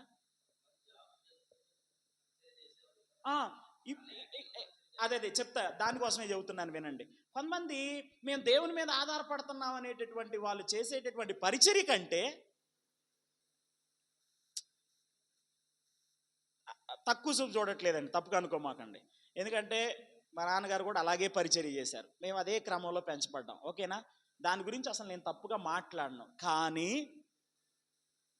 ఏ పని లేకుండా దేవుడే ఆధారంగా మేము పరిచర్య చేస్తున్నాం అని విశ్వాసంతో పరిచర్య చేసేటటువంటి వాళ్ళు ఎవరైతే ఉంటారో వాళ్ళు చేసేటటువంటి పరిచర్య యొక్క ఫలితం కొన్నిసార్లు ఏదో ఒక చిన్న పని చేసుకుంటూ పరిచర్య చేసే వాళ్ళ యొక్క ఫలితం కంటే తక్కువగా ఉంటుంది. అవునంటారా కాదంటారా? డెఫినెట్గా ఉంది. నేను కావాలంటే మీకు చాలా ఉదాహరణలు చెబుతాను. మీరు సాయంత్రం 5 దాకా కూర్చుంటున్నంటే చాలా ఉదాహరణలు చెబుతా నేను.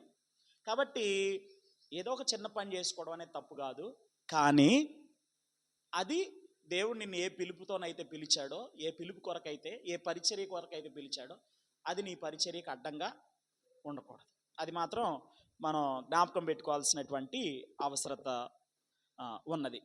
అయితే మనం చేసే ఉద్యోగంలో అవకతవకలు ఉంటే మాత్రం దాన్ని దేవుడు చాలా సీరియస్గా తీసుకుంటాడనే విషయాన్ని కూడా మర్చిపోకూడదు, ఓకేనండి. జీవనోపాధిగా ఓ పని ఎంచుకున్నారు. ఏంటి ఆ పని అంటే, సేవ చేద్దాం కానీ ఈ 10,000 5,000 కట్టిస్తే మనకి గొప్ప ప్రాఫిట్ వస్తుంది అనుకుంటే కనుక దాన్ని దేవుడు చాలా తీవ్రంగా ఎంచేటటువంటి పరిస్థితి ఉండదు. ఏ వర్క్ అయినా న్యాయంగా చేయండి, ఏ పని చేసినా సరే లాభమే కలుగుతుందని దేవుని వాక్యంలో రాయబడింది. కనుక ఇక్కడ నేనైతే బ్యాలెన్స్డ్గా ఉంటా. ఒకవేళ మీరు విశ్వాసంతో నేను ఏ పని చేయను, దేవుడే నన్ను పోషిస్తాడు అనే విశ్వాసంతో ఉంటే ఆకాశ పక్షులు చూడండి, అవి వెత్తవు, కోయవు, కొట్టలో కూర్చుకొనవు, ఆయన మీ పరలోకపు తండ్రి వాటిని పోషించున్నాడు అనేటటువంటి విశ్వాసంతో మీరు అడుగులు ముందుకు వేస్తూ ఉంటే ఫైన్, నో ప్రాబ్లం. దానికి అసలు నేను వ్యతిరేకంగా ఏం చెప్పట్లేదు. మీ విశ్వాసాన్ని డెఫినెట్గా దేవుడు కనపరుస్తాడు. మీ అక్కర ఏదైతే ఉందో అది మీ పరలోకపు తండ్రికి మీకంటే బాగా తెలుసు. డెఫినెట్గా కృప చూపుతాడు దేవుడు, విశ్వాసాన్ని గణపరుస్తాడు. ఎందుకంటే పని చేసుకునే వాళ్ళకి విశ్వాసం లేదనుకోమాకండి, కరెక్ట్ కాదు అసలు. తీసుకెళ్ళ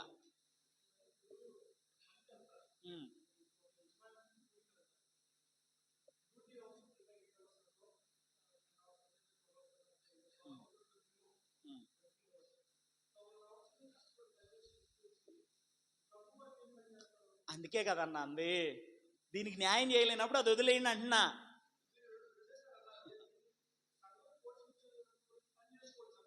మరి ఇప్పుడు మరి తన అవసరం తీరట్లేదు, అప్పుడు ఎలా? తన అవసరం తీరట్లేదు కన్నా మరి ఎలా అంటారు దానికి? తన అవసరం తీరట్లేదు కదా. ఇప్పుడు అన్న ఒక్క నిమిషం, దేవుడు మొదటి ప్రాధాన్యత, కాపరి మొదటి ప్రాధాన్యత దేవుడు. నెక్స్ట్ ప్రాధాన్యత ఎవరు? కుటుంబం. కుటుంబంలో అవసరాలు తీర్చాలా వద్దా? తీర్చాలి. దాని కొరకే అతడు ఎఫర్ట్ చేసుకోలేకపోతున్నాడు. అప్పుడు ఏంటి పరిస్థితి? సంఘం పట్టించుకోవట్లేదు. ఇతడు ఎంతో యథార్థతతో, భక్తితో, వినయభావంతో తాను ఎంత సేవ అయితే చేయగలుగుతున్నాడో అంత సేవ చేస్తున్నాడు. అయినా సరే అలాంటి సేవకులు లేరా? చాలామంది ఉన్నారు. ఇలా కాపురులైనటువంటి వారు ఎందుకు అప్పుల్లో పడుతున్నారు తెలుసా? ఎందుకు అప్పుల్లో పడుతున్నారు తెలుసా? వారి అవసరాలు ఏవైతే ఉంటాయో దానికి తగినటువంటి రీతిలో వాళ్ళకి ఆదాయం లేకపోవడం అనేది వాళ్ళ నిండా అప్పుల్లో ముంచేటటువంటి పరిస్థితికి తీసుకొని వెళ్తా ఉంది. సంఘం సహకరించాలి. సంఘం అన్ని రీతిలుగా సంఘ కాపరికి సహకరించాలి. ఐ యాక్సెప్ట్ ఇట్, నేను దాన్ని అంగీకరిస్తాను. కానీ సంఘం అసలు బాధ్యత లేకుండా ఉంటుంది. అప్పుడు ఏం చేయాలి? న్యాయమైన పని మీరే చెప్పండి. ఇక అవునండి, ఓకే, ఏమంటారు? అదే అదే నేను అనేది నాన్న. ఇప్పుడు ఒక చర్చిలో ఉన్నటువంటి వాళ్ళ బాధ్యతని విస్మరిస్తున్నారండి. వాళ్ళ బాధ్యతను విస్మరిస్తున్నారు. అప్పుడు కాపరి ఏం చేయాలి? ప్రార్థన చేయాలన్నారు. బాగుంది అన్నా.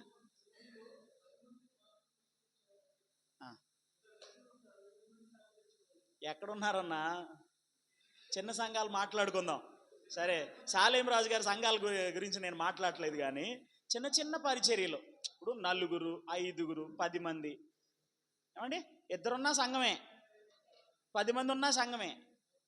చిన్న చిన్న పరిచర్యలు ఉన్నటువంటి వాళ్ళు వారి యొక్క పరిచర్యలో ముందు కొనసాగేటప్పుడు ఈ 10 మంది విశ్వాసులు సేవకుని యొక్క బాధ్యతలు పట్టించుకోకుండా పైపెచ్చి వాళ్ళ మీద నానా రకాలైనటువంటి మాటలు మాట్లాడేటటువంటి సందర్భంలో ఈయన అప్పులు చేసుకుంటూ పోవాలా? అమ్మ, నేను మీకు చెప్పింది అర్థం అవుతుందా? మీకు విశ్వాసం ఉండి, ఓకే, దేవుడు నన్ను పిలిచాడు, ఇది తప్ప నేను వేరేది ఏది చెయ్యను అని అంటే కనుక ఫైన్, ఉండండి, దేవుడు మిమ్మల్ని గణపరుస్తాడు. అట్ ద సేమ్ టైం ఏదైనా ఒక చిన్న పని చేసుకుంటూ కొంచెం పరిస్థితులు అనుకూలించేంత వరకు కూడా ఏదైనా నేను సంఘ పరిచర్యకు అడ్డం లేనటువంటి పని చేసుకుంటా పరిచర్యలో ముందుకు కొనసాగుతాను అని అనుకుంటే కనుక అలాంటి వారిని చిన్న చూపు చూడొద్దు. I'm clear in my point. నేను చెప్పేటటువంటి పాయింట్ ఏదైతే ఉంటుందో నేను దాంట్లో క్లియర్గానే ఉన్నాను. ఇప్పుడు నేనున్నానండి, 200 మంది సంఘం ఉన్నారు, నాకు ఏ పని చేయాల్సిన అవసరం లేదు. కాలు మీద కాలు వేసుకొని నోట్లో వేసుకొని కూర్చొని హాయిగా జీవనం గడిచిపోయింది. నా పిల్లల అవసరాలు తీరుతాయి, నా భార్య అవసరాలు తీరుతాయి, నా కుటుంబ అవసరాలు తీరుతాయి. అవసరమైతే నాకు అప్పులు ఏవైనా ఉంటే అవి తీరేటటువంటి పరిస్థితి ఉంటుంది. చర్చిలో ఉన్నటువంటి ఈ 200 మందిలో కనీసం 20 మంది బాధ్యత కలిగిన వాళ్ళు లేరా? ఉన్నారు. వాళ్ళ ద్వారా దేవుడు జరిగిస్తానే ఉంటాడు. మరి వాట్ అబౌట్ 10 people, 20 people, 10 మంది, 20 మంది ఉన్నటువంటి సంఘాన్ని పరిపాలించేటటువంటి కాపురులైనటువంటి వారి యొక్క పరిస్థితి ఏంటి? అంటే ప్రార్థన చేసుకుని అలా ఉండమంటారా? ఆలోచించండి. అంటే నేను నా వ్యూ చెప్పా, ఓకేనా? పరిచర్యకి అడ్డంగా ఉండే పని చేయమంటలా, దయచేసి తప్పుగా అర్థం చేసుకోమాకండి.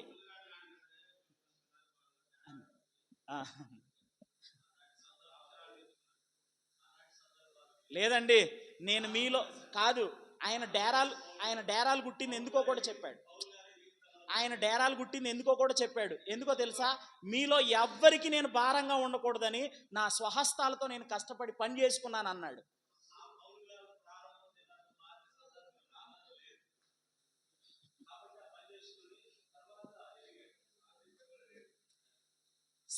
కాపరిని పర్లేదులేండి, వి లెర్న్ ఫ్రమ్ ఇంటరాక్షన్లో చాలా విషయాలు నేను మీ నుండి నేర్చుకుంటాను, మీరు నా నుండి నేర్చుకుంటారు.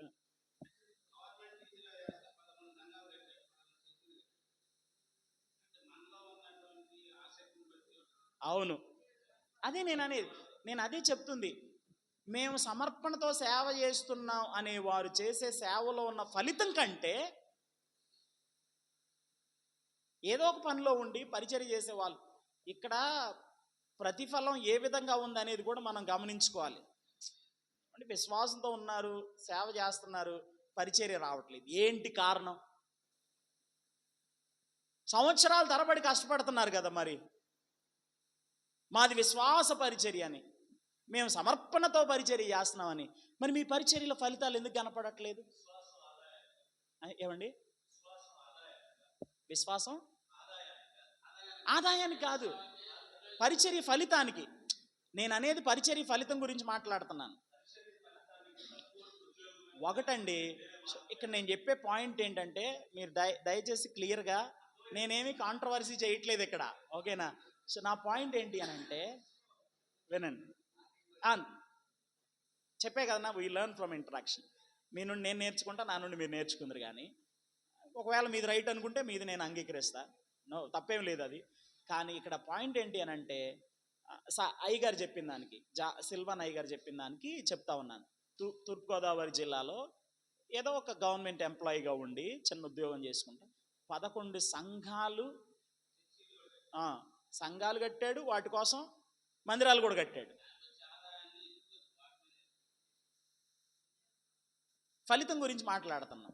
సో కాబట్టి ఇక్కడ కంక్లూడ్ చేద్దాం, ఓకేనండి? ఆకలి అవుతుంది, ముగించేద్దాం. ఒకటేంటంటే, మీరు విశ్వాసంతో, దేవుడు నన్ను పిలిచాడు, పిలిచిన దేవుడు నమ్మదగినవాడు, నా అక్కరేంటో నాకంటే ఆయనకు బాగా తెలుసు అనేటటువంటి విశ్వాసంతో మీరుండి ఏ పని లేకుండా మీరు పరిచర్యలో గొప్పగా ముందుకు కొనసాగుతుంటే ప్రైజ్ గాడ్, దేవునికి స్తోత్రం, సంతోషం. మిమ్మల్ని బట్టి దేవునికి మహిమ. అసలు మిమ్మల్ని ఎక్కడా డిగ్రేడ్ చేయట్లేదు. అట్ ద సేమ్ టైం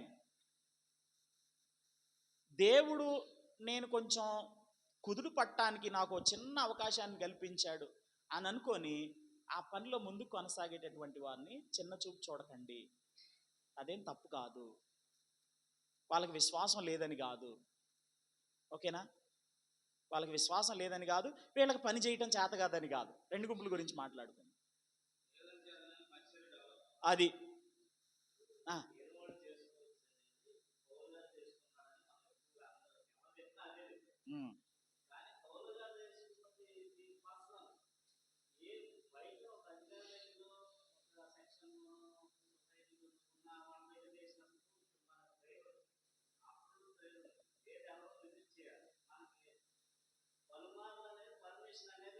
ఉండదు, ఉండదు.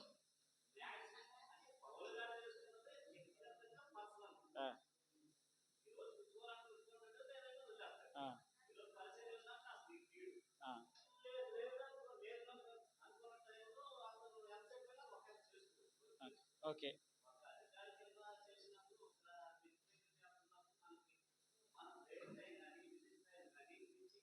అప్పుడు వదిలేసేయండి, దొరకదు కాబట్టి వదిలేసేయండి,